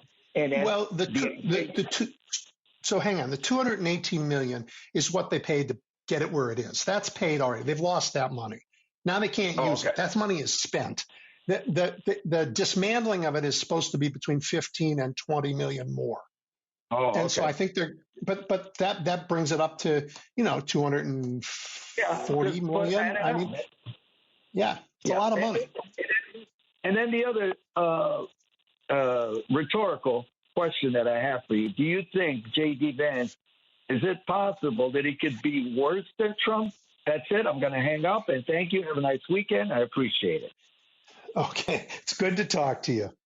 Can J.D. Vance be worse than Trump? J.D. Vance is a scoundrel and a liar and a chameleon, but he doesn't command the love of Americans in the same way.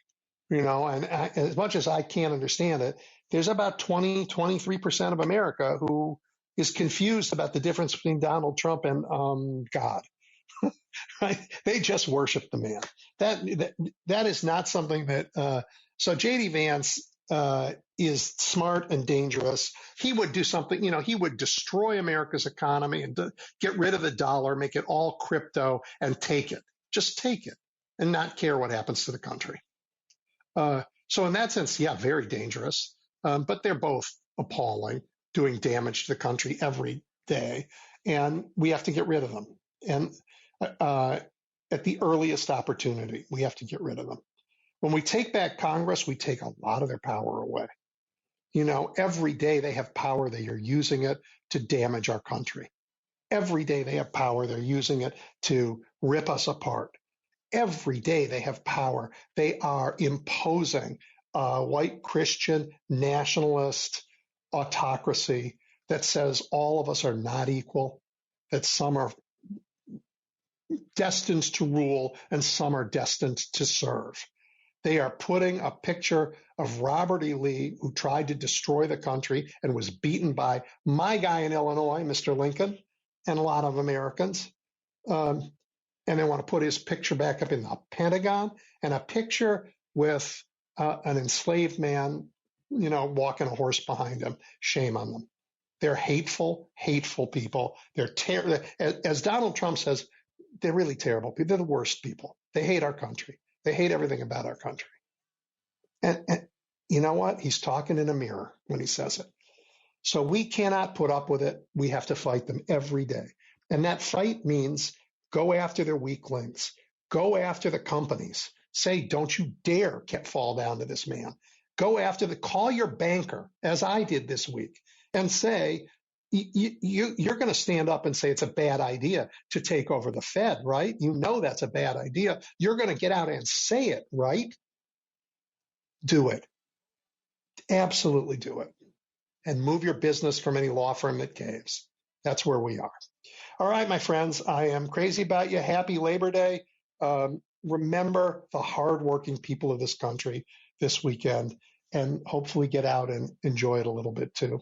Talk to you next week.